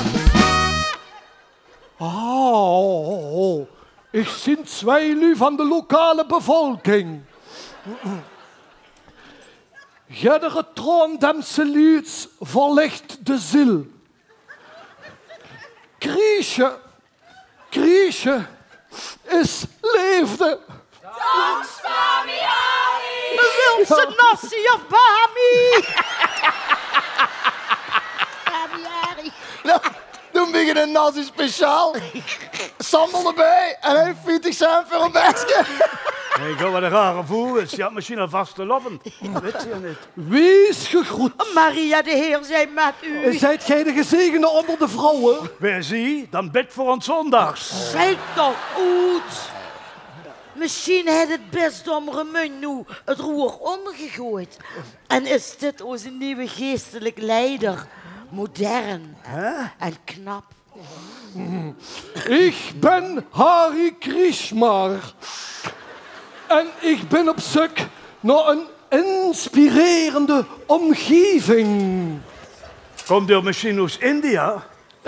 Ja, inderdaad. En ik kom nu weer terug naar Nederland om mijn roeping te volgen. En omdat ik gans God kan roepen aan ik veel volgelingen. Roepen? Wat roept je dan? Dat is nu precies zo'n vraag die er Johnny ook zou stellen. Wat roept hij dan? Wie heeft het hij? Dat is Mukke Bummelen, meneer Kriesmach. En misschien zoekt er nog een slaapplaats voor een volgelingen. Ik ga hij een B&B. De zoektocht des levens eindigt nooit door zie voor een ander. Dat is pas wichtig. Okay. Trouwens. U had een Jans bijzondere uitstraling. Weet er dat? Oh, dat hoor ik zo duks. U had een gans blauw aura.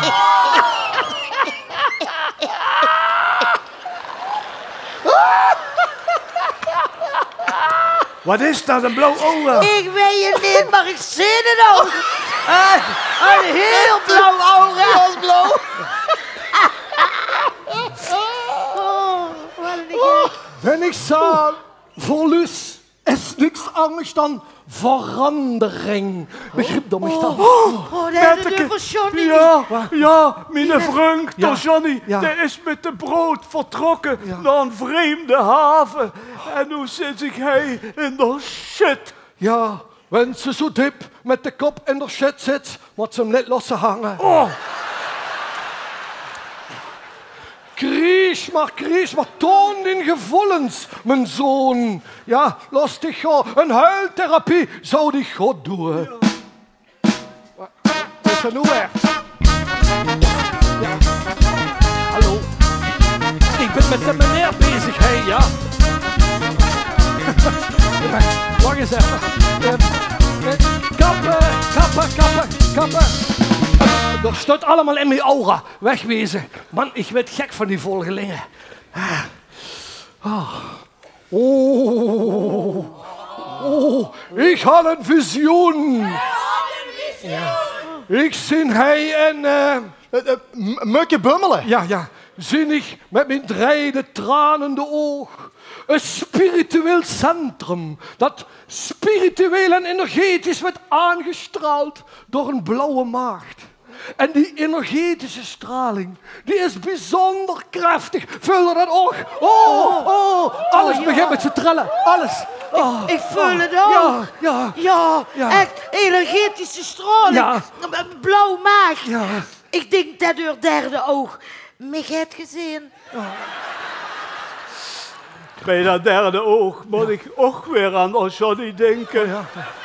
Daar houden we extra oog op de batsen. Kriech maar, mijn zoon, jank maar, huil maar, buik maar. Kriechen is ontslakken, is ontgiften. Deugd toch kop. Ja, en in de droom is ze mich verschenen in een blauw gewaad. En ze had gezag, gang naar een kleeddorp. De ludo had allemaal hoge nood. Ja. Hoe genoeg? Ja. Zeg, Ron, die hippies, zijn dat die nieuwe gasten van die de B&B of... Nee, Frankie, nee. Dat is onze nieuwe geestelijke, ons de missie, de Harry Kriesma. Ja, en de heet hier met zijn derde oog een spiritueel centrum gezien voor buiktherapie. Huh? Nou, ik zit nog eens met mijn derde oog, dit de Harry Klisma. Dat zo'n spiritueel votlog is, zo'n goeroe met zijn secte. Die doen het iedere dag met iedereen. Tamara, maak ik eens even hier gauw naar binnen. Toe. Ja, kom op. Meneer, er is hier in het dorp helemaal niks spiritueels te vinden. Nee, hier zijn geen marsmannetjes, geen aardstralen, geen leilijnen, geen heilig waterbronnen, geen Jomanda. Hier is echt helemaal niks. Of hij moet onze kerk bedoelen. Ja, dat is het, Tamara. Ja, de kerk. En die blauwe maagd, dat is ons Mariabeeld. Hoe steekt hij in de kerk komt, dat is echt maar dun. Nee, dat hoeft niet. Ik bedoel, ik ben ook de kerkmeester. En die kerk die is al lang en breed met het bisdom. Ik bedoel, met mij onderhand. Het is maar 5 minuten lopen hier op de hoog. En de volgelingen moeten wel volgen. Netteke, het is gaat het eenvoudig om mij te zien. Ik mis mijn Johnny zo erg. Ik zou maar willen zeggen, jongen, kom bald wieder naar huis. Jongen, bald wieder. Kom op. Niet zo sip. Sip? Ik kies zelf altijd voor smile. Smile.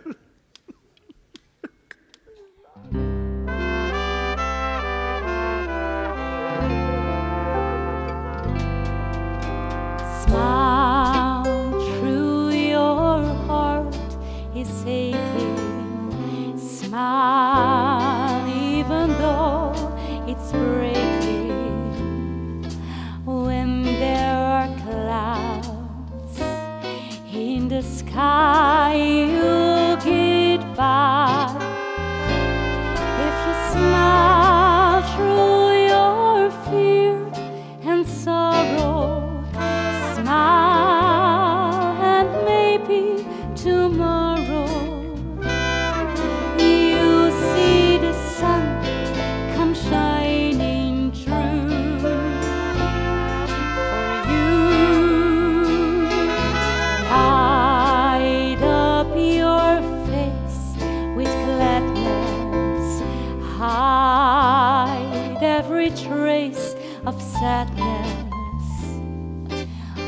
although a tear may be ever so near, that's the time you must keep on trying.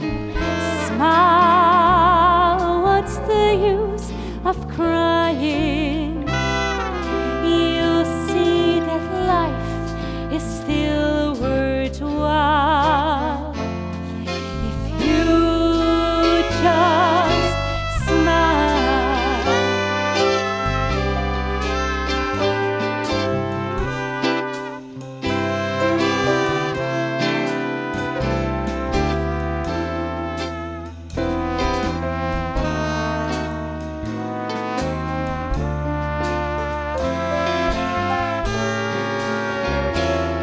That's the time you must keep on trying. Smile, what's the use of crying? You'll see that life is still worthwhile if you just smile.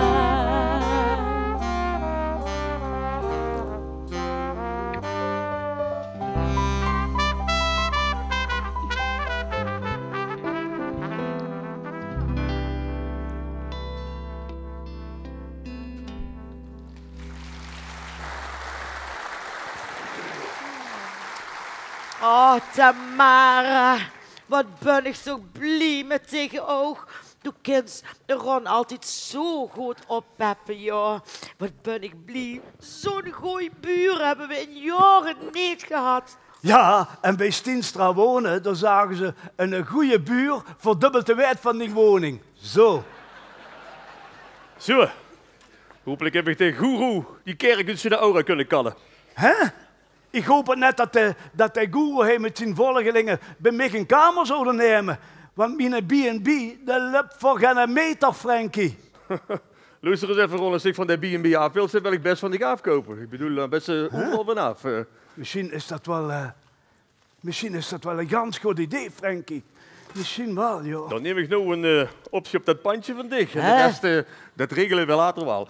Trouwens, Tamara, ga ik tegen eens even de koolschotel opwarmen voor vanavond? Voor 2 personen, want de spaarclub die komt kiezen.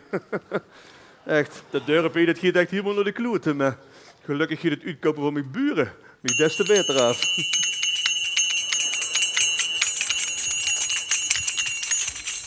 Zo. Kappen. Meneer de goeroe. En nog steeds op zoek naar spiritualiteit. Altijd, mijn broeder. Er zijn maar 2 dagen per jaar waarop ik net op zoek ben. De ene dag is gisteren en de andere dag is morgen, ja. Ik weet het 100% zeker dat hij in dit plaats, de kerk, het spirituele centrum wordt voor al mijn volgers all over the world. Dat betekent dus toch gasten. Kom. Oh, Nou, die kerk, die kunt je vergeten. Ik bedoel, die heeft al lang naar andere bestemming gevonden. Maar gelukkig, er staan nog genoeg kerken te kopen in Limburg. Ja, maar ik voel samen met al mijn volgelingen dat hij de beste plaats is. Die energetische straling die is zo sterk. Dit is de plek voor een spiritueel centrum met tantra-huilsessies. Ja, heerlijk. Nou, het bisdom hier dankens de naast vol van de andere heilige mannen in het klooster in Vlo erop. Met al dat vaak gedeuns, kom op zeg. Kijk, Wat? onze kerk staat te koop op het Rooms-Katholiek Funda van het Vaticaan. Wat zien ze mij nou? Op Funda. Dat is heel goed nieuws. Dan ga ik een bod uitbrengen bij Il Papa, wat net geweigerd kan worden. Ah, maar zeg, kom op, zeg, op Funda. Zit ze er nog te slopen bij dat bisdom in Remunje of hoe zit dat?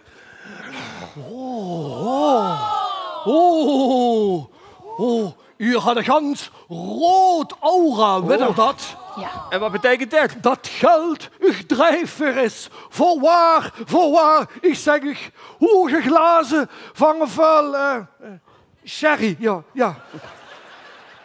En ik weet zeker dat ik met Gedder en hij in de zaal en in het dorp dadelijk een heerlijke, bevrijdende tantra-huilsessie zal volgen. Waar we samen lekker gaan buiken. Want dat is het fijnste wat er is. Lekker die tranen laten lopen. Dat zou voor u ook wel eens een keer heel goed kunnen werken. Voor mij? Lekker buiken, zeker. Huiltherapie.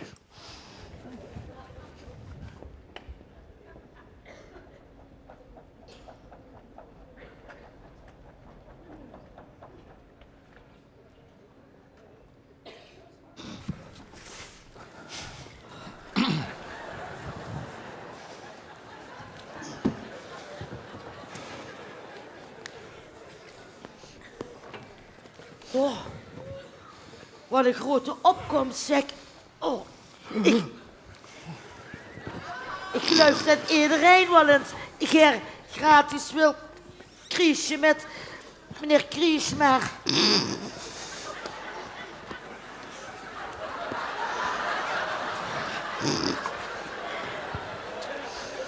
Nou, de salami Harry, die kreeg ik niet aan het beuken, dat weet ik zeker. Voor mij wie zo'n belachelijk plastic boeddhabeeldje van de Hornbach. Zo het belachelijk, zei. Boeddhisten vinden dat helemaal niet leuk, hoor, als je Boeddha pest. Nou, als je niet heel gauw gaat te drinken krijgt, dan komen bij mij de tranen vanzelf wel. Als je stil gaat beginnen.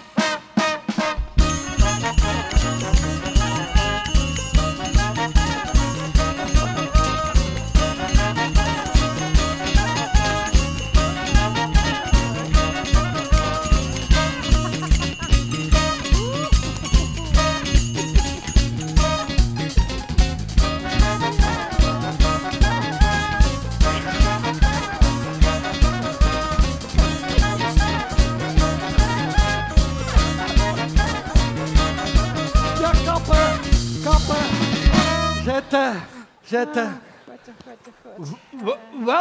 Welkom, broeders en zusters. Welkom bij de tantra-huilsessie, waar onze yin en onze yang met in evenwicht gaan brengen. We gaan allemaal onze chakras lekker goed openmaken. Ontvlecht die zonnevlecht, ja.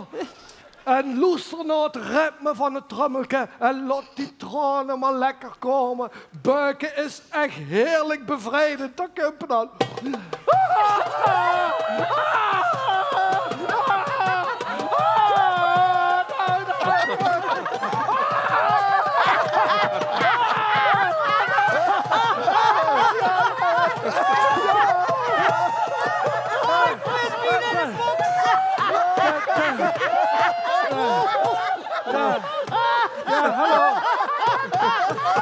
Hallo. Kappen.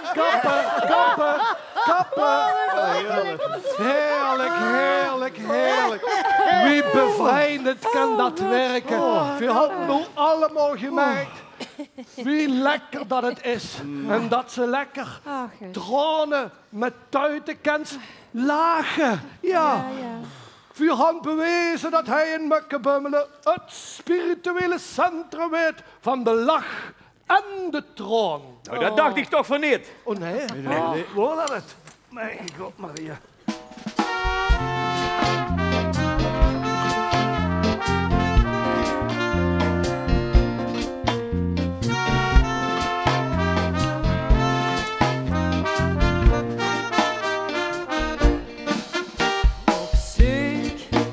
Het geluk kwam ik dicht tegen.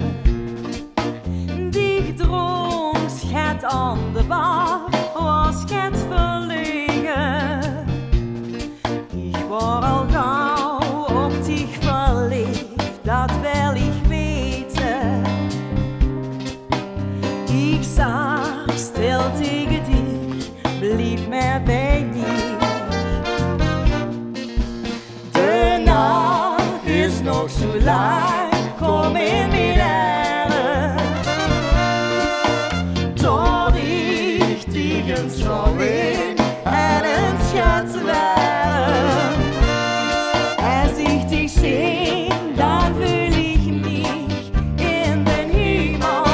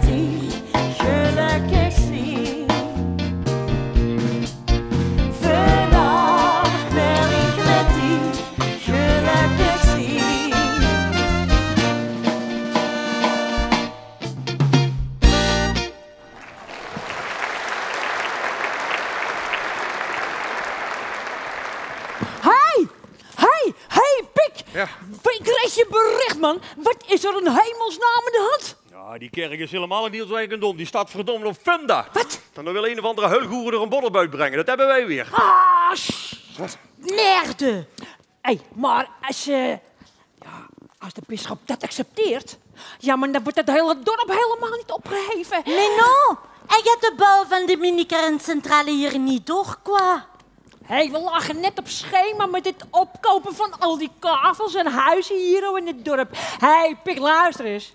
Als wij alles bezitten hier in het dorp, ja, dan kunnen we de provincie de jackpot vragen. Oui, want ze willen hier per se die kerncentrale maken. Ha, ja, en anders gaat die centrale naar Roermond. Zegt Jos van Rij. Ja. Luister eens even, ik heb al 6 voorlopige koopcontracten gesloten.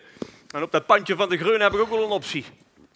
Hé, maar die kerk, hè? Ja, die kerk, ja, die moet weg. Want zo'n kerncentrale, ja, die moet wel helemaal vrij liggen. Oui, de provincie wil absoluut geen klagende buurt. Ja, wij zijn nog al die protesten toen met dat sterrenbos.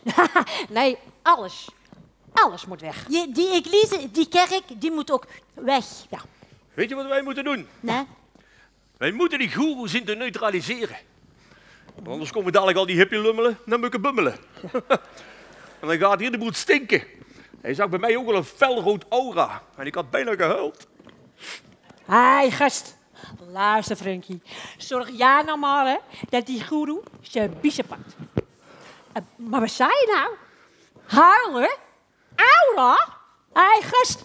Jij gelooft toch zeker niet in al die onzin, hè? Hoop ik. Er is maar één ding waar ik in geloof.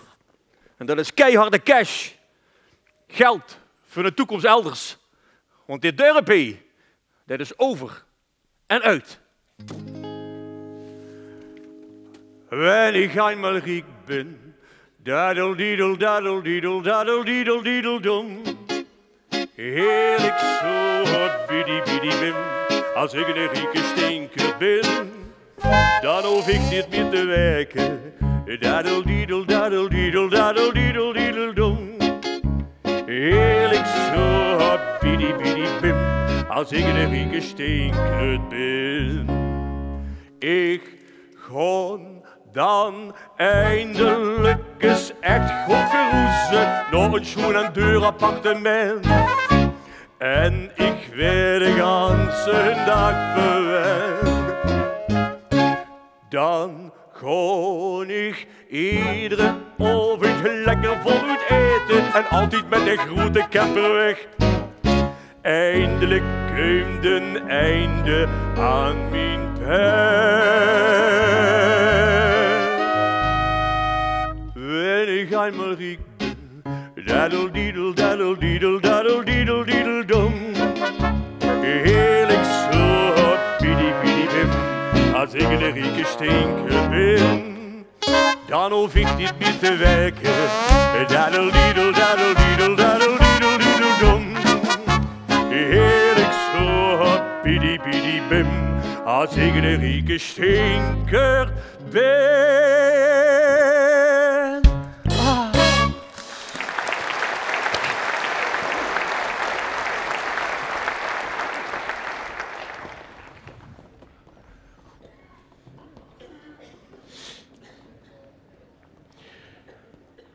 Hoe het ganse dorp naar Tamara kijken is bij Hollands Got Talent. Hebben ze mij gevraagd om even hier een huisje in het zeil te houden. Het is natuurlijk te verwachten op het moment dat het ganse dorp weg is. Dat is een beetje gevoelens fressen, de cannabis spekbingen, dat het kroken klauwen natuurlijk. En daarom is het belangrijk dat er iemand is die focus houdt, die oplet. Dat er niks gebeurt. En in de beveiliging, ja, daar moest je focus hebben. Daar moest je alles zien. Daar moest je alles om die heen in de gaten hebben. Je moest eigenlijk, zeggen ze wel eens, nog een spin in de sponning zien zitten.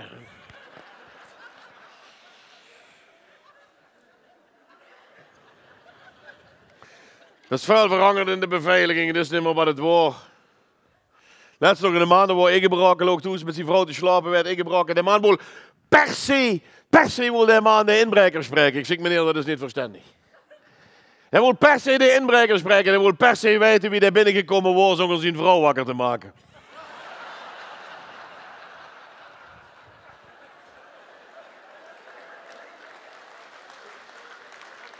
En we doen ook veel aan educatie de laatste tijd. Voor aan de scholen, lekker voor dat is het toen niet thuis best, dan moesten ze het leeg aanlaten. Maar ja, waarom? Die inbrekers hebben allemaal pietslampen, dus ja. En veel geweld, de laatste tijd ook, veel geweld.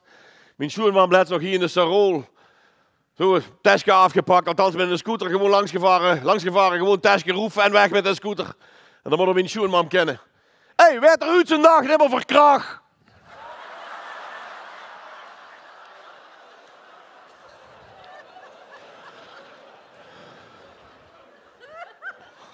Ze zinnen Hollands Got Talent. Dan moeten ze maar zin in hebben. Hollands Got Talent. Zeg, wat een vreselijk programma vind ik dat. Zeg, Hollands Got Talent. Vreselijk. Vreselijk. Sowieso Nederlandse televisieprogramma's zijn vreselijk. The Masked Singer vind ik het verschrikkelijks. Of I Can See Your Voice. Daar ben ik altijd zo agressief van dat ik toezegd heb van I Can Feel Your Huig. Ik ben immer zo bang dat Martien Meiland op een gegeven moment opduikt in zo'n programma. I Can See Your Footlock. Martien Meiland werkelijk, dat kan voor hem niet inruilen voor een geslachtsziekte. Ja, de gewone reu of zo gaat, weet je, dat ze zegt. Oh, wat goed! Wijnen! Nou, Harderwijk bij de rest van de zeehonden, zou ik zeggen. Nederlandse televisieprogramma's zijn zo ongelooflijk slecht werkelijk. Ik heb de indruk dat die tv-formatmakers bezig zijn om de lui weer naar het theater te krijgen of zo. Ik weet niet. Zo ongelooflijk. 1/3 van de programma's gaat over domspelkes. Domspelkes hoe vier in ieder geval toe het gevoel hebben dat vier intelligenter zijn dan een televisievulsel. Hè? Want wat zijn die vragen? Simpel zeg, werkelijk. En niks moet nog allemaal simpel zijn. Het moet maar makkelijk zijn. Het mag maar niet moeilijk zijn. Hè? Oeh, stress, hè? Dat mag we niet meer. Als het een beetje moeilijk wil verpassen, gewoon het tempo aan de langzaamste. Hè? Want zomaar kom lauw, mag ook niet meer. Oeh, dat is een beetje te streng. 1 tegen 100 is al 1 tegen 50, dus te moeilijk. Oh! 1/3 van de programma's gaat over psychologische spelletjes, hoe immers de mol is of probeert de anderen te bezeiken. En 1/3 van die spelletjes, een van de televisieprogramma's, gaat althans bevestigt dat een tweede kans in de liefde niet altijd een vooruitgang is. Met als toppunt, boer zoekt vrouw. Wat vind ik dat een vreselijk programma's. Luie agrariërs die op zoek zijn naar een mokkel. Dat vind ik werkelijk echt. Ik snap echt dat het boerenbedrijf best hard werken is. Maar om nu gewoon op het erf tegen zo'n rigaan te staan van ik zoek een wief. Ik vind het gemakkelijk. Ik vind het echt veel te gemakkelijk. Dat we eerlijk zijn net zo, mensen die even hier in de zaal, hè. We hebben toch ook allemaal gewoon zo in een Italiaan moeten zitten. Zo'n keertje naar beneden moeten kijken voordat ze met naar huis ging of niet. Nee, die boeren, nee. Dacht ik wel, hebben ze 2 keer naar de Italiaan moeten gaan, zo duren. Kijk gebeuren. Maar nee, maar die boeren die maken het zich makkelijk. Ja, ik zit in de keuken, breng maar te neuken. Jij... Nee, als er gaat de barbecue is op de A12, dan zijn ze met z'n allen daar, hè, ja. Ja, we stingen allemaal achter de boeren, letterlijk. Letterlijk op de A12, ja. Letterlijk. En dan hebben ze gezocht, die boeren, en wat vingen ze dan?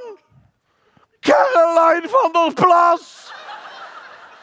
De vleesgewoeren Agel-reclame. Ja, werd nog veel erger. Maar rustig, jongens, werd nog veel erger. Caroline van der Plas. Ik heb boeren huren zeggen van, ja, ik moet wel verschil tussen de voor- en de achterkant kunnen zien, ja. En dat is bij Caroline niet zo gemakkelijk. Het gaat niet goed in het land. Het gaat niet goed in het land, verstaan het te scheuren. De onvrede komt door de scheuren naar boven en 4 stond de stampvoeten. Dat we het er niet mee eens zijn. Het gaat niet goed in het land. Het zijn die kleine dingetjes. Big Benny uit Remung, door dat gezeik in Groningen, kent Ben de buur niet meer op met gaas. Dat gaat niet meer.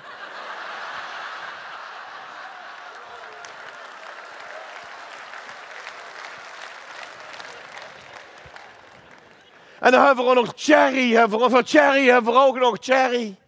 Cherry hebben we met haar paraplu op haar zak gehouden. Hè? Cherry. Nu even voor alle duidelijkheid, ik vind dat ze met de vekken van Gikker en de afbos blijven, de moslims houden, is nergens vernudig. Maar van de andere kant, als ze de manlanding lupste ontkennen, vind ik het terecht dat ze zich een paar sterren erbij houden.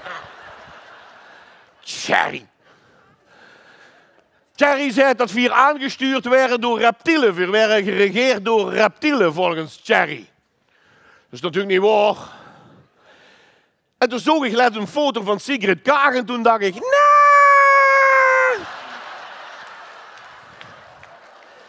Zou het dan toch, weet je?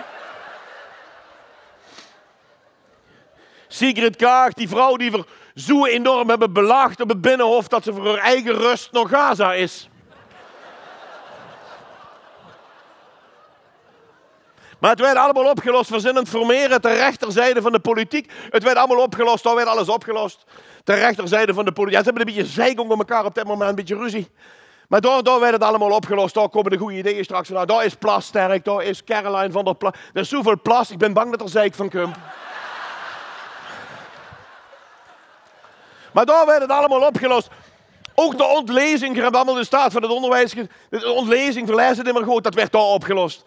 Zijn er onderwijzers in de zaal? Ik zou ook niet ja zeggen nu. Maar het werd daar allemaal opgelost. Er komen gewoon, de ontlezing werd aangepakt, dat is echt geen probleem. De leesplankjes komen terug. Ja, de leesplankjes komen terug. Daar werd het allemaal mee opgelost met de leesplankjes. Aap, nood, mies, vuur, storm, drang, ziek, heil. Het komt gewoon terug.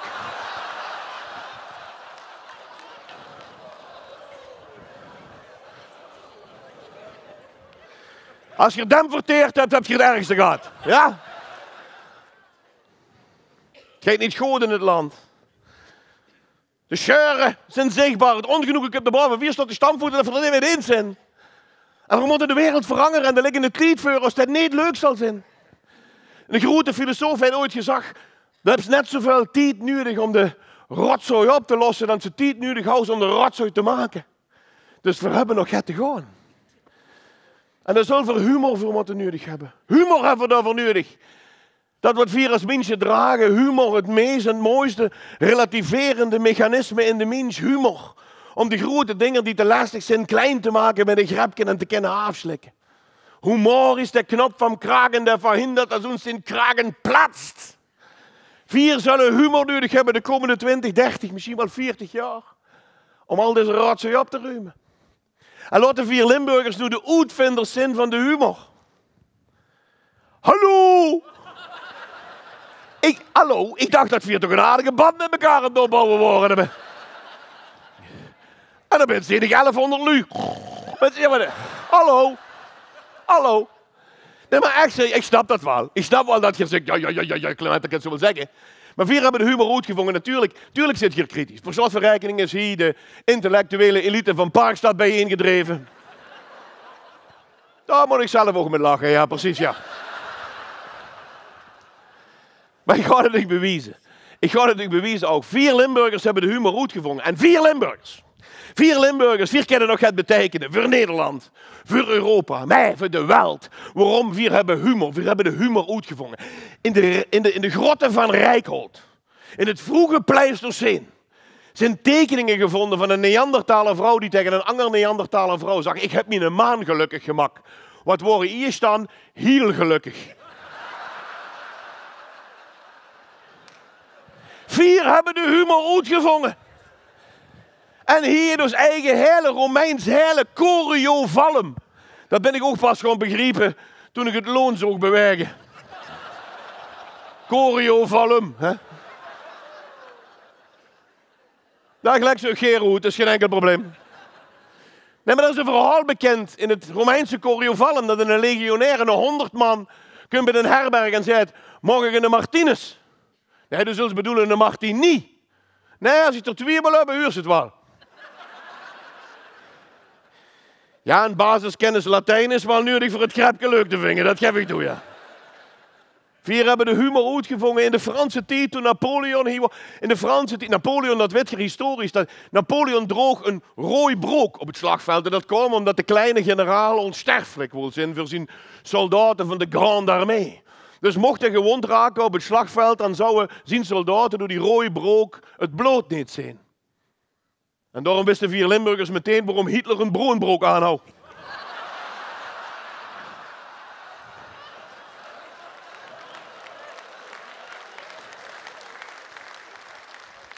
Vier hebben de humor uitgevonden. Er is een verhaal bekend uit 1830.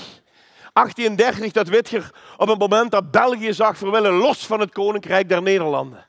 In 1830, toen in Brussel in de opera de opstand uitbrook. En we dachten, we willen los van Nederland. We willen niks meer te maken hebben met het Koninkrijk der Nederlanden onder Willem I. En Willem I zag, ik wil Maastricht als mijn meest zuidelijke vesting. En 4 hier in Heerlen. 4 hebben gezegd, 4 willen ook bij België. 4 willen per se bij België. 4 willen niks meer te maken hebben met die Hollanders, met die gekke protestanten erboven. 4 willen ook los, 4 willen ook. En je kent toch misschien meneer zit me hier aan te kijken, waarom moet er bij België? Weet ik ook niet, mevrouw, de mensen lef uit eigen land gaat dan.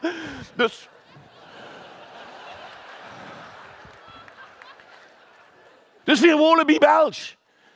En dat verhaal, dat is opgetekend. Koning Willem I is hier geweest, in Heerlen. En hij zei, luister, haal de eerste beste maar gewoon hier uit Heerlen. En zet hem hier in het gemeentehuis neer. En als ze deze rekensom weer op te lossen, dan zal Heerlen bij België huren. En ze gaan naar de burgemeester van Grutselplein, pakken de eerste beste Heerlen neer, door in 1830 er vanavond zetten hem midden in het gemeentehuis neer en zeggen, zo Lex. Wat? Oh, Bernard Schellewieks. Ja. Lex, rustig. Wereldkampioen. Dankjewel, Lex. Ja. En koning Willem I zei, Lex, 3 keer 3, 7. Zei Lex, 7. En de ganse raad van Heerlen zei, geef hem nog een kans. Geef hem nog een kans. En koning Willem I striek even zijn hart en zei, Lex, 3 keer 3, 9. En de ganse Heerlijke raad als uit 1 stem, geef hem nog een kans.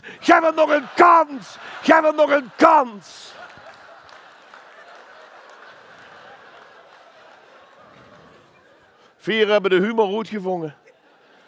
Er is een verhaal bekend tussen de 2 wereldkriegen in het interbellum. Dat is meestal met een interbellum. Er is een verhaal bekend hier uit Heerlen Noord. Ja, toen een apart programma. En de kleine jong, meneer Bestoer, vroeg hem, wie kom ik hier bij het station? Dat zeg ik u niet. Dan komst u niet in de hemel. En doe niet bij het station.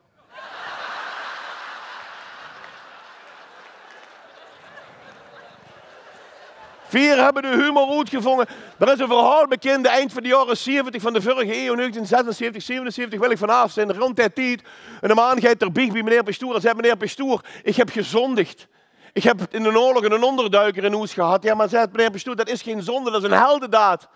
Dat is een heldendaad, daar moest ze voor beloond worden. Ja, maar ik heb toch geld voor gevraagd. Maar ook dat kan voor dich wel vergeven. De spanning van de oorlog, bang om gepakt te worden, dat wil voor dich wel vergeven. Ja, maar meneer Bestoer, moet ik hem vertellen dat de oorlog voorbij is?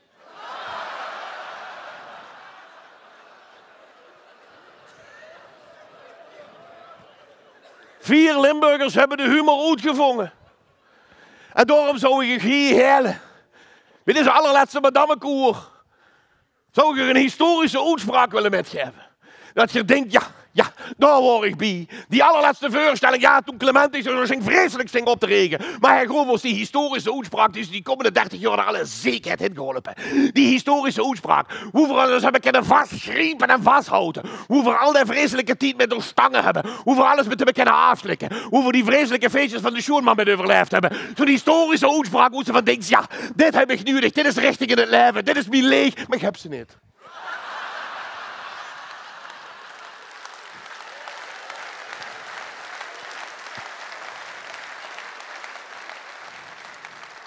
Ik moet het doen met simpelheden. Simpelheden als Hannibal, de Carthaagse veldheer, die met de olifanten over de Alpen kwam en beneden zag, I love it when a plan comes together. Of Toon Hermans, die bij zijn 3e dotteroperatie zag, een ballonnetje. En tot die tijd, beste mensen, moeten we het maar doen met de wijze woord van generaal Paul von Hindenburg. Die hoofdoorzaak van stress is die tägliche contact met idioten. En zo ziet je dat beveiliging daadwerkelijk een functie heeft. Ik vraag me gelijk af wie het met Tamara gaat bij Holland's Got Talent.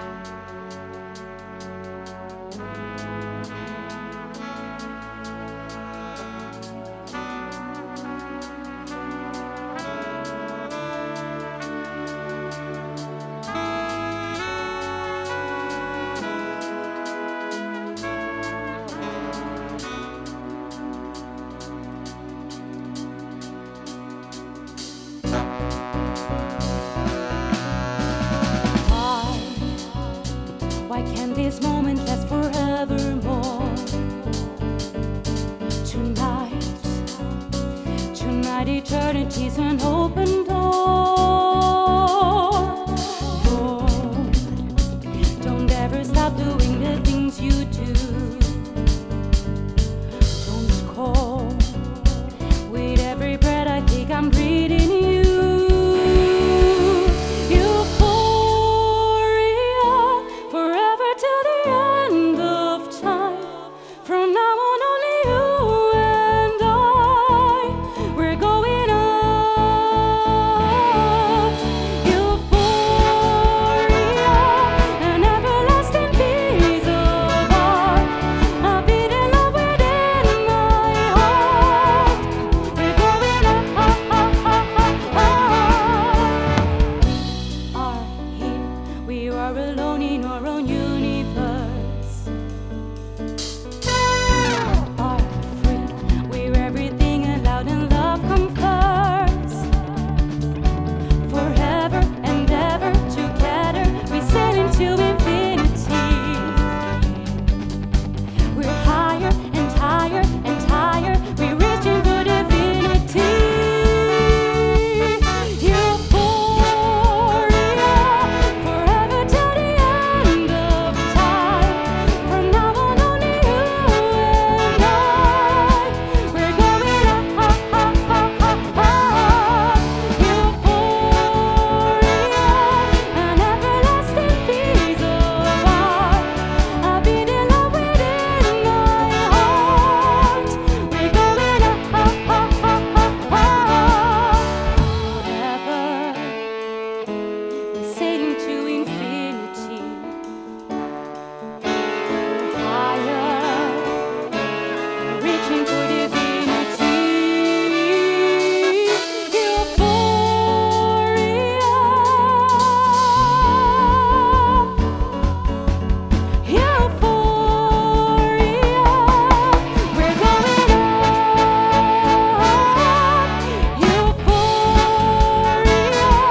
forever till the end of time. From now on, only you and I. We're going up, Euphoria, an everlasting piece of art. I'll be in love within my heart. We're going up,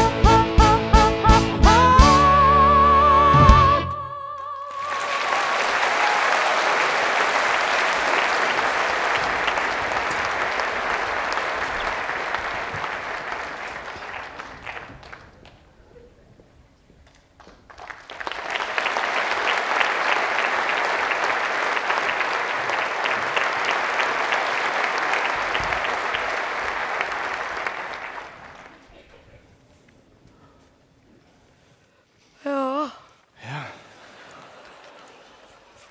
Beetje Schenk.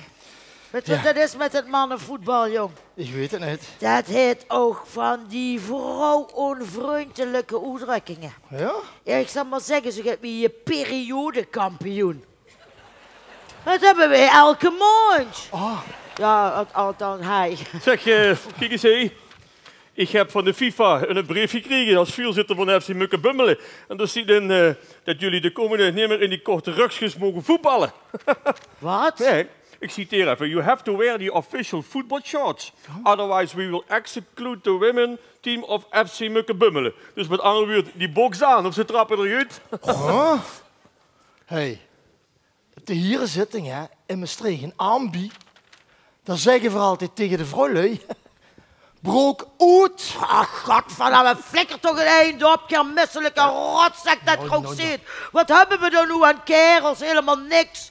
Echt, die kaal, corrupte zek van de FIFA. Die hoeven toch niet te bepalen wat ik me ga naar voren of faal.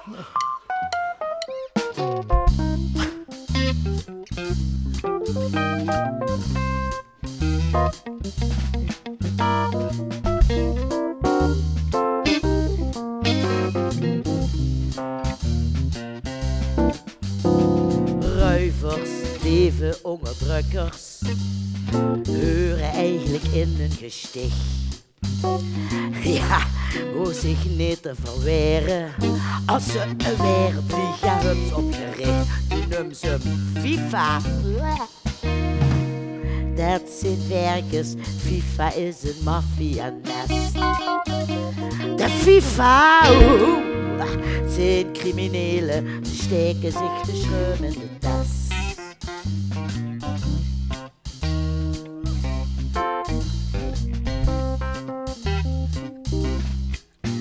En al die hoge voetbalheren, ja, dat werd toch iedere oen. En laten zich corromperen. Uiteindelijk heet het heur alleen om de poen. Die van de FIFA. Dat zijn werkers. De FIFA is een maffianest. De FIFA zijn criminelen. Ze steken zich de schreum in de tas. Want hij gaat voor het zeggen, werd die FIFA afgeschaft. En die hele entourage door de politie rap opgepakt. Zo.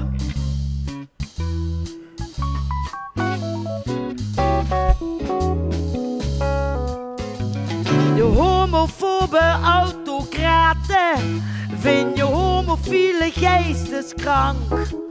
Maar de infantiele Infantino, tegen vrouw elke kleur is een hand, die krapul van FIFA.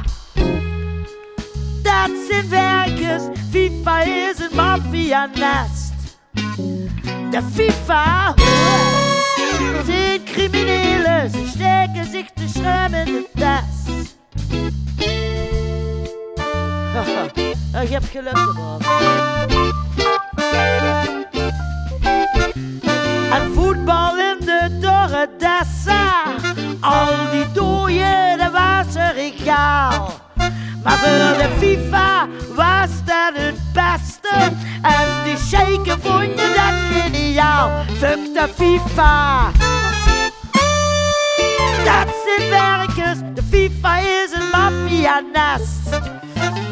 De FIFA zijn criminelen, ze steken zich te schreum in de tas. Ja, doe ook.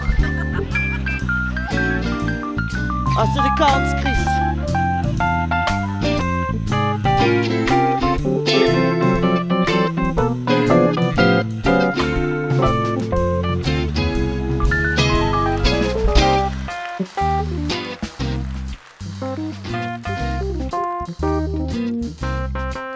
Want die kerels hoeven niks te bepalen. Alleen begie in mijn naakse vod. Dat ze eerst maar een stuchtig betalen. Kijk, zo'n rukske staat hartstikke vlot. Fuck de FIFA. Dat zijn werkers, de FIFA is een maffianest. De FIFA zijn criminelen, ze steken zich de schreum in de tas. Ze steken zich de schreum in de tas.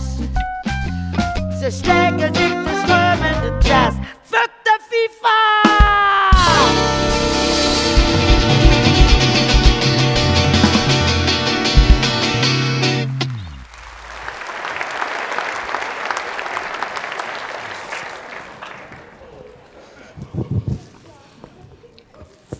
Oh, Tamara, lieverd. Oh, wat was je geweldig, zeg. Oh, van harte proficiat met dit winnen van de Hollands Got Talent.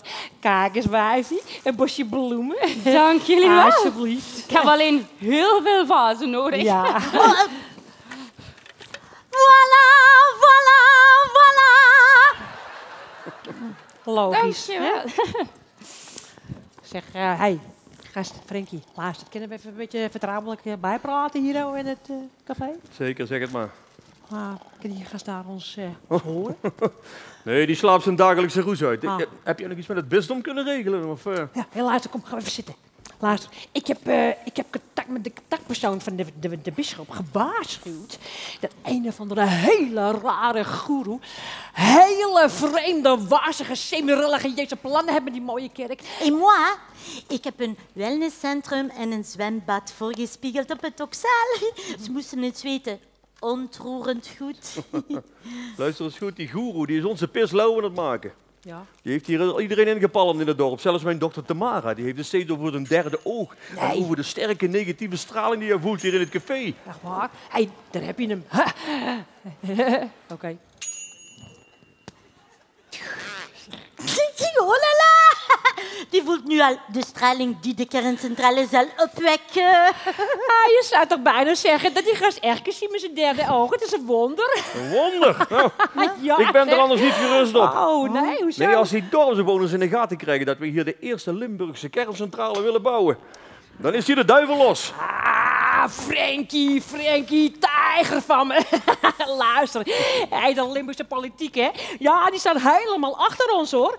Zij willen namelijk op de plek van dit dorp een kleine kerncentrale bouwen. Ja, vanwege de energiecrisis. Ja. Algemeen belang. Ja. Geen andere keuzes, jullie geen lelijke windmolens willen. Ja, precies. Hé, maar... kijk eens. Krijg wat leefgeld, jongen, hè, voor al je inzet. Ha. Maar luister, jouw toekomst, jongen, die ziet er stralend uit. Ja, echt waar. Ja, geweldig. Oh, de laatste.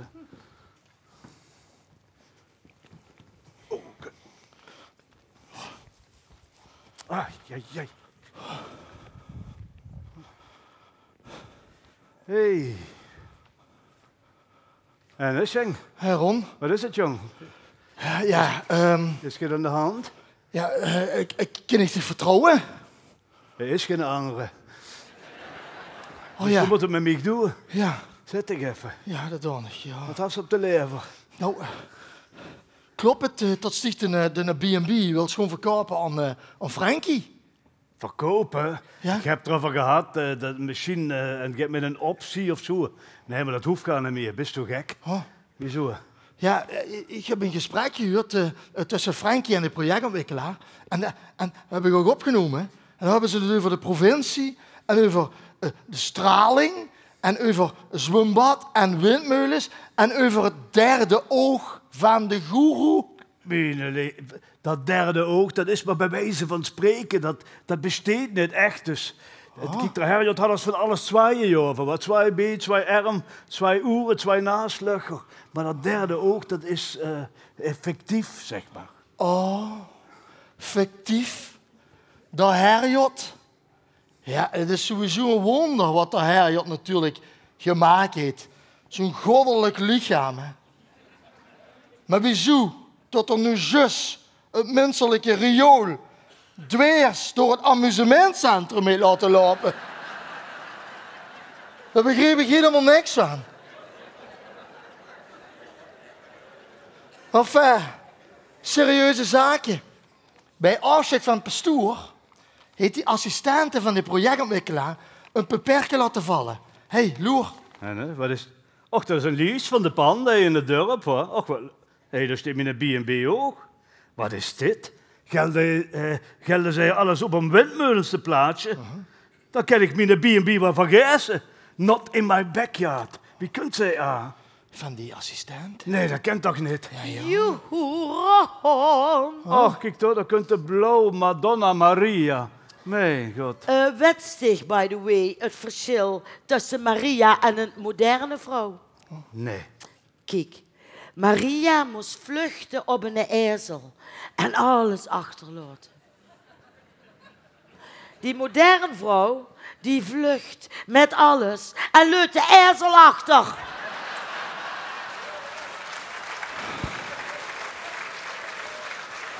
Dat is me al een paar keer gebeurd. Kom eens hier, Ron. Luister, de goeroe die wil voor het ontbijt een verse jus d'orange en een beetje wijke eikens. En doe maar dat regelen, want ik heb geen tijd. Hij heeft mij namelijk gevraagd om de PR te doen voor zijn spiritueel centrum. om net op de kaart te zetten. Du zult toch onze B&B op de kaart zetten, Netteke? Onze B&B? Ja. Die B&B zult ze bedoelen. Ha. Nee, de goeroe. Oh, die is zo hoffelijk en toegankelijk. Hij heeft mij zelfs al aan zijn derde oog laten veulen. Oh. Een stralende goedemorgen, broeders en zusters. Ah, Jotje slapen, Kriesmar. Ja, eigenlijk net. Nee, in mijn droom dreende zich alles weer groot raad voor de ogen. Zuster, die windmeulens en met dat derde oog. Ik had helemaal geen wind gevuld in bed. Och, meneer de goeroe, dat was bij mij vroeger wel anders in bed. Oh, die exen van mij, die kosten scheten laten. Daar heven zich de dekens van hem oog. Ja, echt. Wat ik wel zag in mijn droom, waren gans veel rode aura's. Hij zo heel veel rode aura's. En dat betekent dat het om geld gaat. Gans veel geld. Verzund het gans smerigs op het spoor. Chris, maar doe wel eens toch een spiritueel centrum beginnen, hoor. Verzund inderdaad het smerigs op het spoor. Ja. De Frankie wil samen met een projectontwikkelaar alle panden opkopen en slopen. En zelfs bij het afscheid van pastoor had de al get gezegd over dat slopen. Ja. Chris, maar wat is wijsheid? Ja, wacht even. Wat is wijsheid? Oh, wat is wijsheid? Ik heb een idee. Vertel. Doe nou. Maar daar kan ik nog niks over zeggen. Ja. Typisch Maastricht. Echt hoor.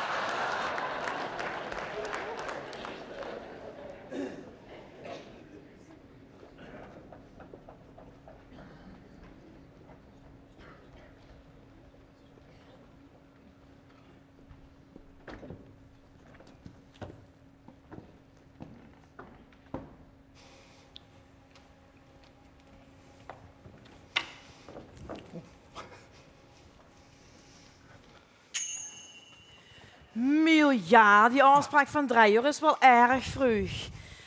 Neemt u maar even plaats in de wachtkamer.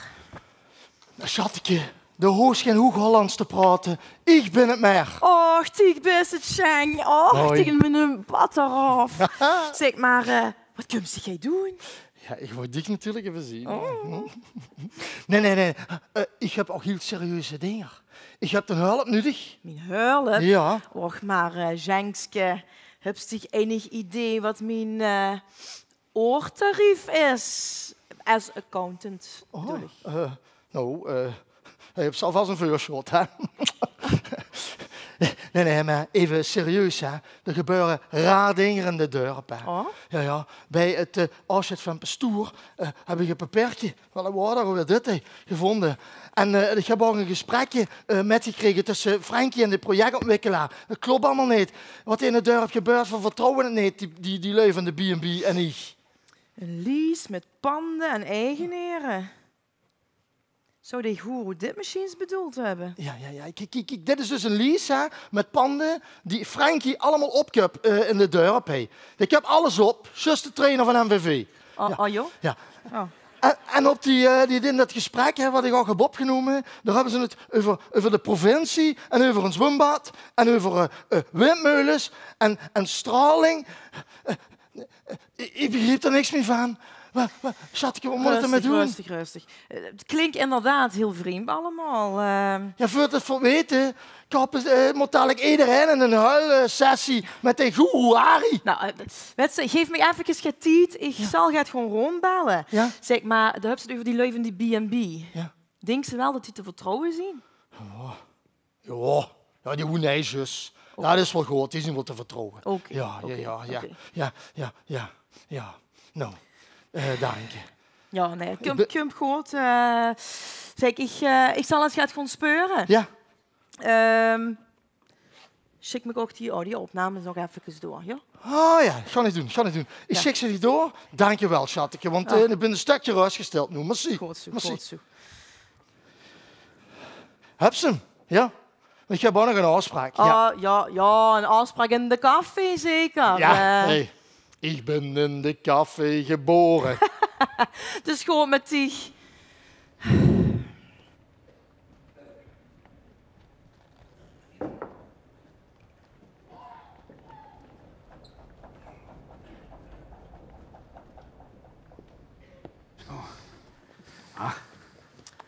Oké.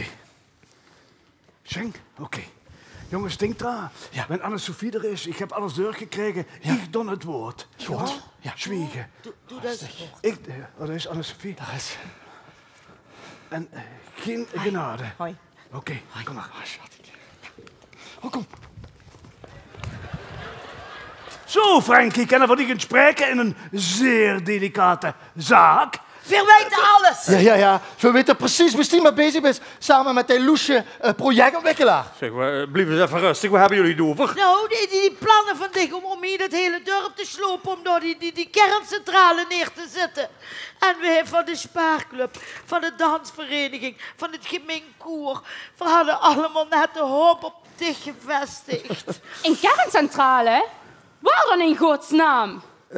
Mupke, een kleintje meer. Ik bedoel, op de plek van de kerk en het plein. Oh nee, ik dacht het niet. Mukke Bummelen werd niet de tweede Fukushima. Ja, maar luister eens even. Jullie kregen allemaal een riante prijs voor die kooppanden van hun. En dan kun je gewoon ergens anders een nieuwe toekomst opbouwen. Functie elders, zal ik maar zeggen. Hey, daar vragen ze aan de projectontwikkelaar. U denkt natuurlijk dat er over de ruggen van de dorpsbewoners hij goed geld kan verdienen. Maar dan hebben jullie het toch helemaal mis. Ja, zeker. Ja, maar het is de provincie veel aan gelegen om hier in Limburg op alternatieve wijze... Nou ja, vanwege de energiecrisis. Energie, over positieve energie gesproken. Goed nieuws, broeders en zusters. Het bisdom heeft het bod geaccepteerd. Ja, de kerk van Mukke Bummelen. met het spirituele centrum voor alle volgers all over the world. Ja. Zeg, luister eens even. Ik heb met het bisdom en met bijna alle dorpsbewoners koopopties afgesloten. Ja, nee, maar het bisdom had hij getekend. En wat de dorpsbewoners betreft... Hey, Sue. Ja, maak ik even. Ik ben Anne-Sophie Dreesens, accountant. Hallo. En ik heb op verzoek van de dorpsbewoners het onderzoek gedaan. Maar meneer Van Puffelen, wat je daar hebt, dat zijn niet mijn mondelinge toezeggingen. En die zien bij aankoop van panden. Ja, niet binnen. Ja, maar ik heb hier de contracten. Ja, maar die zien ook door niemand getekend. Dus niks, nada, noppes weer. Oh, ik zie een gans vol rode aura's leeglopen. Ja, misschien moet er toch eens een abonnement op de huilhealing nemen, zou ik zeggen. Waar ben jij mee bezig? Ik wil hier een toekomst opbouwen. Een vega-café met een theetuin en een terrasje. Een theetuin en mijn pijltje staan. Beeld is altijd te krijgen. Nee, loese jongens. Wij gaan hier samen dit dorp redden en tot bloei brengen. Ja. En ik denk dat er nemers ook maar gaat op tegenheid dat hier een spiritueel centrum komt, zo. Dat had de Johnny moeten metmaken. Netteke, dat had de Johnny moeten. De Johnny had het metgemaakt. Kijk eens even, hé. Hallo. Ik ben het. De gans niet geweest. Nee, Johnny. Nee. Had de KVS vast. Ja, ik ben het. Nee. Oh, ja. Luister, ik hoor gezien dat ze de bed and breakfast veel te duur verkocht houdt. En ik dacht, ik moet het doen. En ik zag dat hij nou al een prijs voor me jagen. En weet je wat ik toen had gedaan? Nee. Ja, maar en toen had ik gezegd, ik ga de prijs opdrijven. En dat ga ik tegen. En ik ga undercover. Undercover? Ja. Wie ons lievelingsprogramma.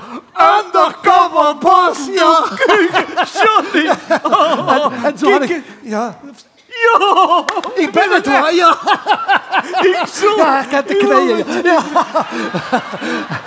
Maar ik zal je dat zeggen, ik ga me dan wel veel de stress kunnen opjagen bij hun. Ja. Bij mij wel ook, Johnny, bij mij ook. Kom heen. Ja, wacht even. En ho, de kaart van de provincie. Zoog ik een kerncentrale stoom. Ik zoek veel geld, maar weet nou beter dan dat ik beter weg kan gaan. Ja. Tjus, waar. Doei. Adieu, Geen niet nodig. En wem het kleine dan niet eer. De moet gaan sterven in weer. moesten vanavond komt. Heb je niks te zoeken in mijn gebubbelen? Kom maar, Frankie. Maak al die voorzittersrollen waar. Verhand nu nodig. En nu dorp hij vergunt met gebubbelen. Gunt voor nu leven inblazen. Verhand ons allemaal nodig. Pak de heng vast. Stap lekker in mijn ogen. En dan zag ik mijn 10 levenswijsheden. En dat zijn de volgende vanaf geloof, hoop en liefde. Ja. En Tamara, luister. Du hast toch dadelijk met de vrouwelijke Rot van 11 een ecumenische dameszitting, zeg maar. Ja. Ik had geregeld dat de spasbisschop bij u kunt. Nee. Ja, Gurus honoré. Ja. Wat leuk! Ja. Het Wat had het gekost, maar dat had ze het.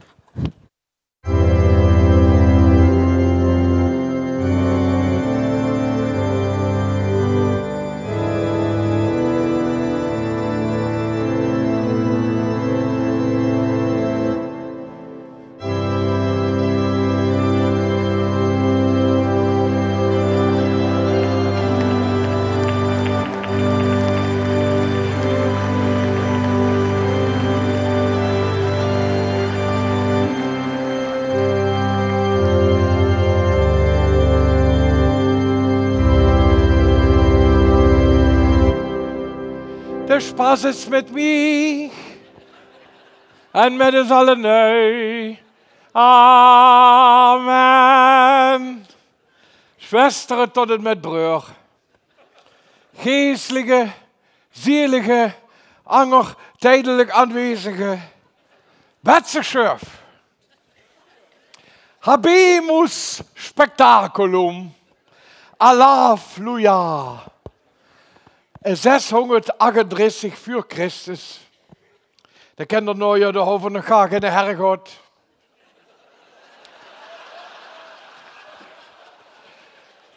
Toen stond al in de Bijbel geschreven.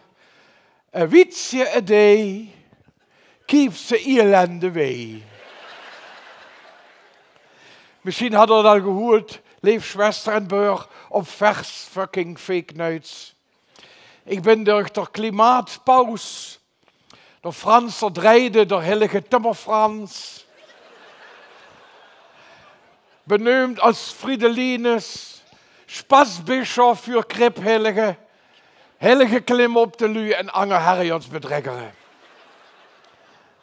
Door Frans kwam in november als drede over de streep. Vedi, vidi, Venlo. Ik kwam, ik zag en Geertje won. Door Frans, ik neem hem immer onze eeuwen winnen toe, onze rode broeder. Hij is vaar beyond de normale stervelingen. Hij is drager van het Groes Kruis van de Poolsteer. Het werd gezegd dat hij en Genne Angeren de 3 koningen de weg naar Bethlehem had je het zegt. Hij neemt zichzelf in de poli kloot. Hij moet nuchter 86 talen. En wint de opa er nog kerk uit.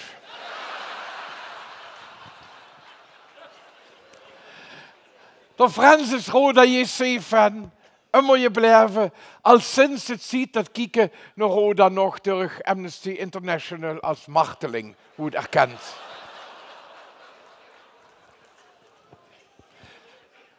Veel Schwester en broer vingen de Fransen dik. Ik vind dat mag men niet meer zeggen. Zag dat liever, hij had de B zo wiet nog hingen.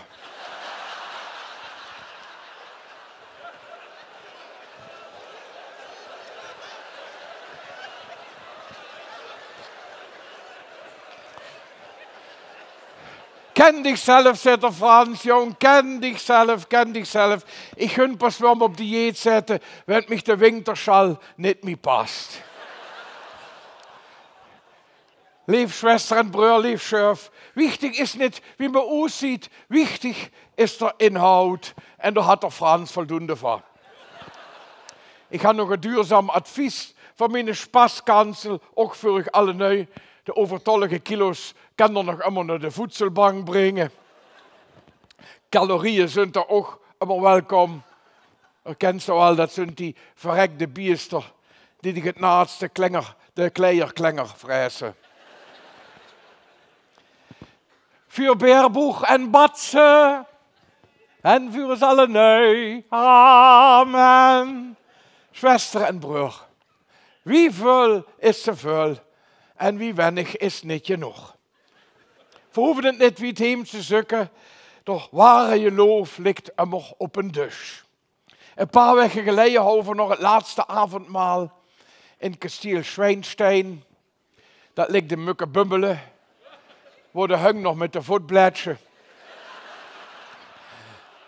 En de eerste gang was een mini-oesgeholde kierstomaat met 3 hoofdpijnbompetten. Ik zei aan mijn vriendin Maria, wat neer van mij zo, ze gaan kink, wer moet dat in godsnaam eten? Och, zei dat kunt jut, jong, dat kunt jut, dat ziet veel meer uit als wie het is. Het kunt nu jutli. Had de woord van de Maria vast, u zit niet alle neu zwarte schuf. Niet alle neu, alles is relatief leef schuf. Bij al mijn collega's lopen de schuf, kunnen je wies voet. Met het stier van de energiekosten blijven veel mensen voet uit de kerk. De hel is qua temperatuur veel interessanter geworden. Maar hij in mijn pop-up kerk, dan ziet het hij met eigen ogen, is het jeder of het uitverkocht. Dat is je wonger, nee, dat is je wonger, dat is, weil ik hij de spaspredig verkondig. De welt geht naar de kloete, maar vuur houdt het samen. Verloven ze samen de hobbelige weg van het leven. En nu, op deze bijzondere avond, denk ik immer hier terug aan de dag dat ik met mijn vriend de Heini, de dominee, jong wandelen. En het was een hogere wil dat we langs een poef komen. En de Heini zei, bischof, dit is een huis voor je vallen engelen. Ik gun ons herinneren, misschien had zich enge pinje door.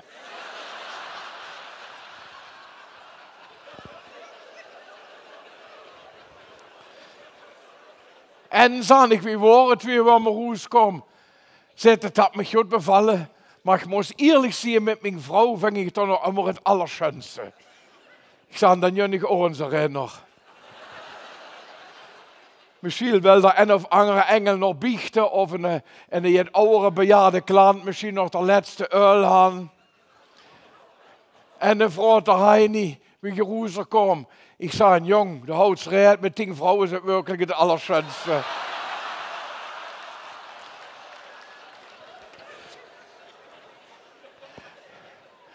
Dat is de humor in dienst van de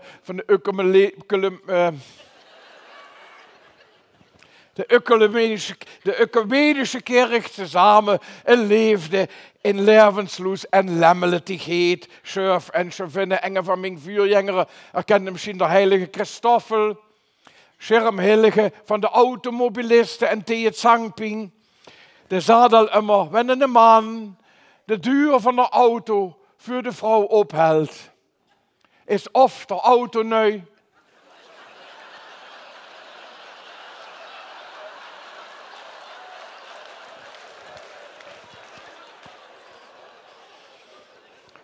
Over de Christoffel gekalt, de is uit de heilige kalender geschrapt. De arme Schelm is uit de heilige kalender geschrapt, weil ze in Rom niet zeker waren of we bestaan houden.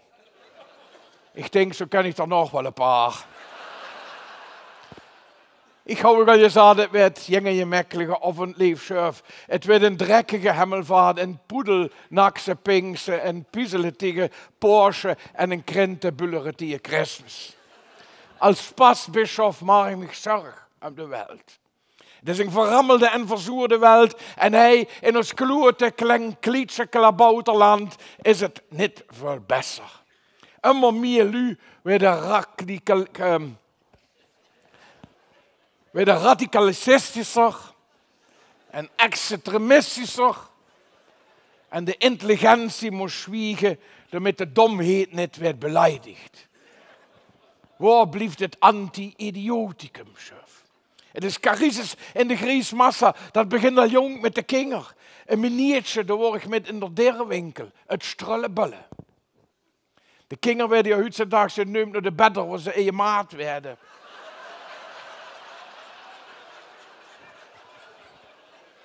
Het wohl eine Kaviar. Het wohl eine Kaviar. Ik stand stralen, wat wel dat zo'n schöne kleine Brunge met van die glinsterende Ögschere. Of zo'n wiese met zo'n fuzzele, tig falsche. Mein Gott, dat is mijn Tierpython Toreal.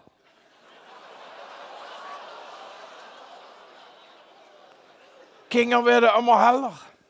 Kinderen werden allemaal heller. Ze leren niet meer, ze lezen niet meer, ze wisten niet meer. Vroeg kinderen wat de boeren doen. En ze zagen de boeren die werken bij de televisie en zulke vrouwlu. Ja. Ze leven met druitjer in de oren, met die dingen in de oren. Ze zijn versmolzen met de beeldschermen. Ze zijn de wereld abhanden gekomen, hand adiergezaad. Varen ze met de poeten, met de auto naar Italië. Schermen voor de kop, niks anders meer. Hey, ouwe. Zijn vooral in Italië. Zo, nee, jong, we zijn er wel mee.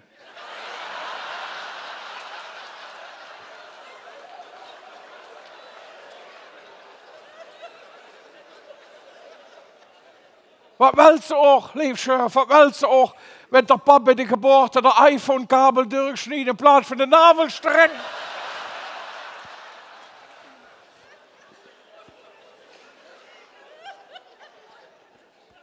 Ach, ze de strollenbullen, jong, alles is relatief. Alles is relatief, zit ik wel voor je het stomste van de klas. Allemaal onvoldoendes. Allemaal je breuzel, allemaal zeekheem. Zijn van verhuis naar Heerlen, zit het.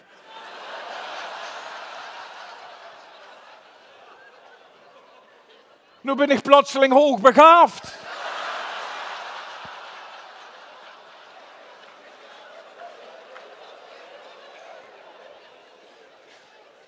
Van junt naar de kloten, kinger en poeten. De hele je app is met mij naar dep en met u alle neu. Amen. Ik begreep de wel door de meerlu. De lune meer. Van binnen zijn ze lingelam. Durgerie, vervallen stap voor stap in het klassieke depressionisme. De politiek leeft aan de grens van het verstandsminimum. In de PVV regeert er Wilders op eenzame hoogte. Dat stemt zetten in een joodhuwelijk had nu eenmaal maar Anne de Boxer. Ik zei, Geert, dat stemt überhaupt niet. In een joodhuwelijk had Janne de Boxer. Boksen sturen alleen maar. Boksen zit ze in de weg. De Geert en de Thierry treffen zich in de maag van de Poetin. Zit de Thierry, Geert, ik geloof dat Poetin had eens opgevressen. Zit de Geert, Thierry, jong, ik kom van de Angelzee.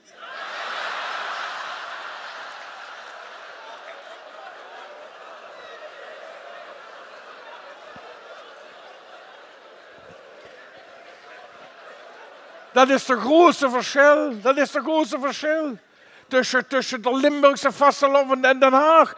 In de Limburgse vasteloven zijn de narren in de buurt. In Den Haag worden ze minister-president. Misschien. Piemau is het ongehobelde voorleuger. Wat passeert dan met de ziel van de mens voor de Lumich? Komen die ook allemaal in de hemel? En de spasbischof kan u zeggen, maakt u geen zorg, lief schurfje. De ziel maakt naar de dood een lang race. Naar de grootste baas.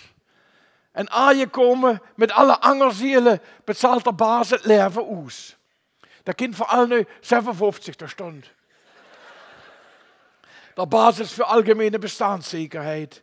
Daarna kreeg zich het grootste bocht van de zunderen en werd terugbetaald. Hast je geloren 10 euro. Hast het ze heel gelaard 25 euro. Hast je geklaut 50 euro. Met ruwe uurscheren naar de madammekoeien kijkt 100 euro. Zelfbevlekking 50 cent. Dat klinkt weinig, maar het stapelt zich.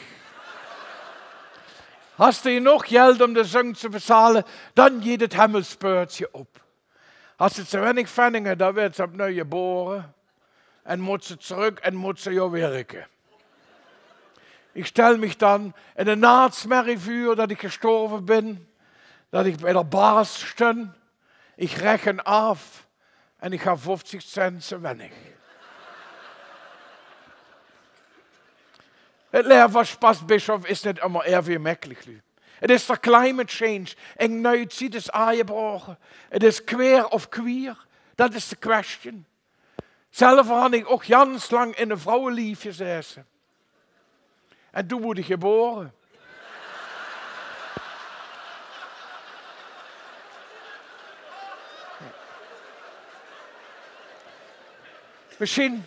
Misschien is het daarvoor dat ik niet zo'n gespannen relatie had met de kroon op de schepping.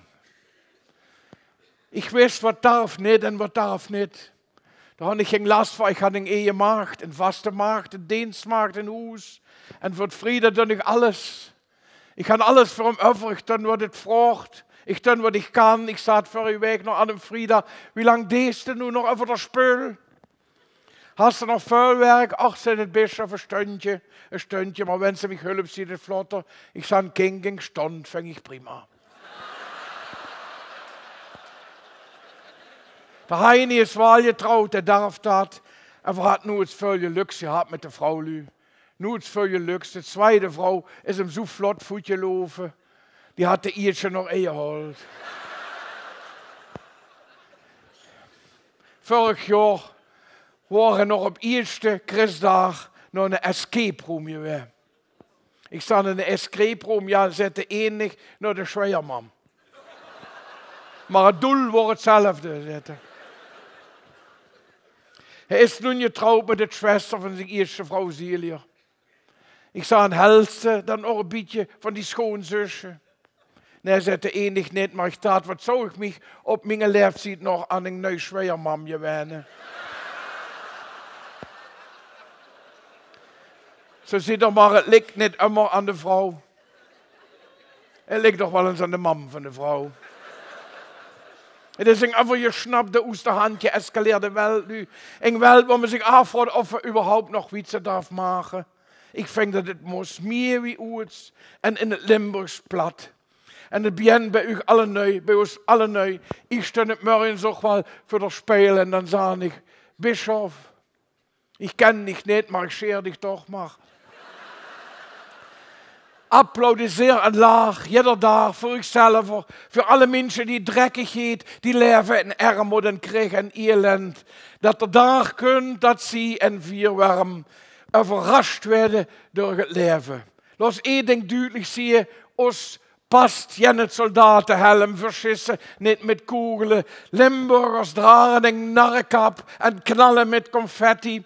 Erger dich niet over aan de lui die protesteren, de jong lui voor een nieuwe welt, de welt die voor hun is. Niet alle katholieken die protesteren zijn protestanten. Ik zat natuurlijk maar eens op het katholieks en hij zich had vastgekleefd met de linkerhand. Kleef hem dan ook met de rechterhand vast. Losse je werden, lui. Losse je werden, voor werden alle neustup. Voor werden alle neustup en de varkens van u zijn de schnitzelen van morgen. Verdraag ik alle neu en aan mijn collega, onze bischof Harry Zielier in de hemel, jeet ons natiegebed. Lieve Harry, had in de hemel over ons te wacht. Je hebt op alle nieuwe biesje ach. En ook als narrevolk wel voor die heen nemen, los het berg met vaste lovend onendlich strömen. En voor immer het zuurvlees brunnen, strikken, poefelen, wat moesten ornen. Rief, dat ze barsten van de abrikozen, himmlische brui als koos voor de loze. Mag wat dich bevalt.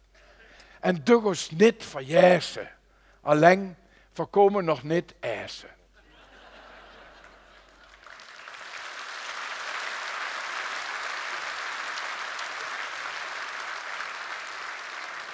Verzorg je nog even voor ons stad, voor ons land en voor deze eerd. Met Dammekoer, het leven blijft levenswaard.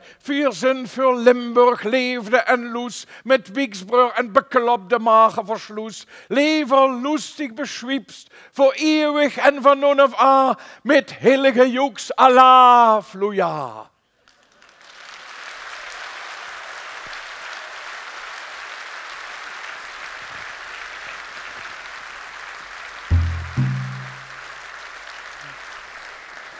Aan de Schluss van deze dienst zingen we nog samen de volgende psalmen. Psalm 11, loeiende klokken. Psalm 22, wie de Herr God Limburg had gemaakt. Psalm 33, Jank Maria. En Psalm 55, in den Himmel.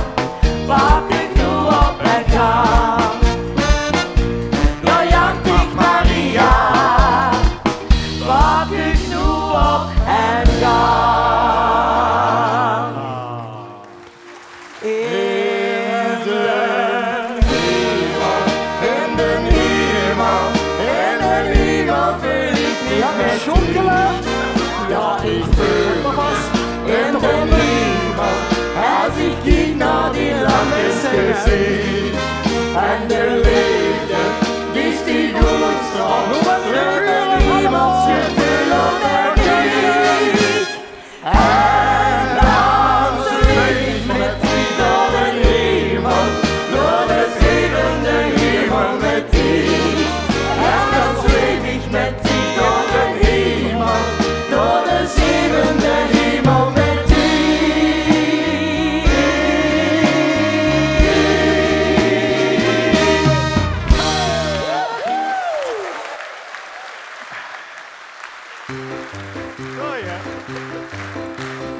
De Madammekoor 2024 aan de werken met technici van het theater en van de Sound and Light Factory, ontwerpers van de ledwalls, de kostuums en de requisieten, de decorploeg en de figuratie.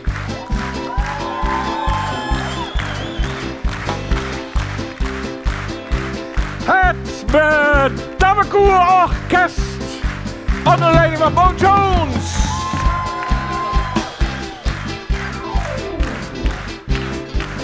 Het Madammekoor Ballet onder de leiding van Carrie Mone. Achter van Wola, luchtacrobatiek.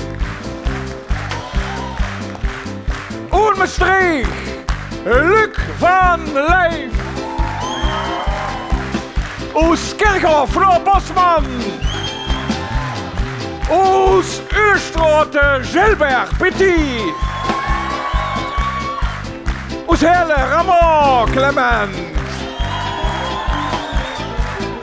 Swingendella, Katja Luus en Claudia Oesrammen.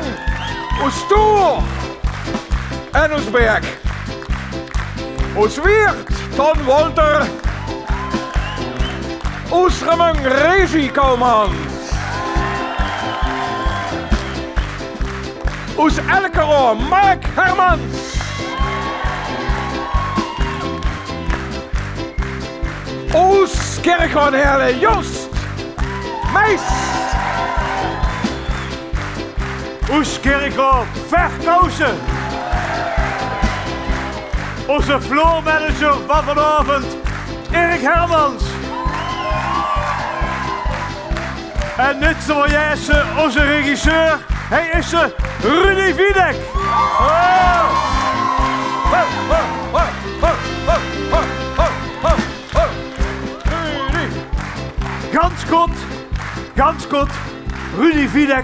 Ganz kort, Rudy Wiedek had ons nu jaar begeleid. Hij had de Bedammekoer gebracht naar het niveau waar het nu staat. Hij had geld uitgegeven, wel dan niet wissen. Maar Rudy zijn voor heel veel dank verschuldigd. En hij gaat stoppen vanwege gezondheidsredenen.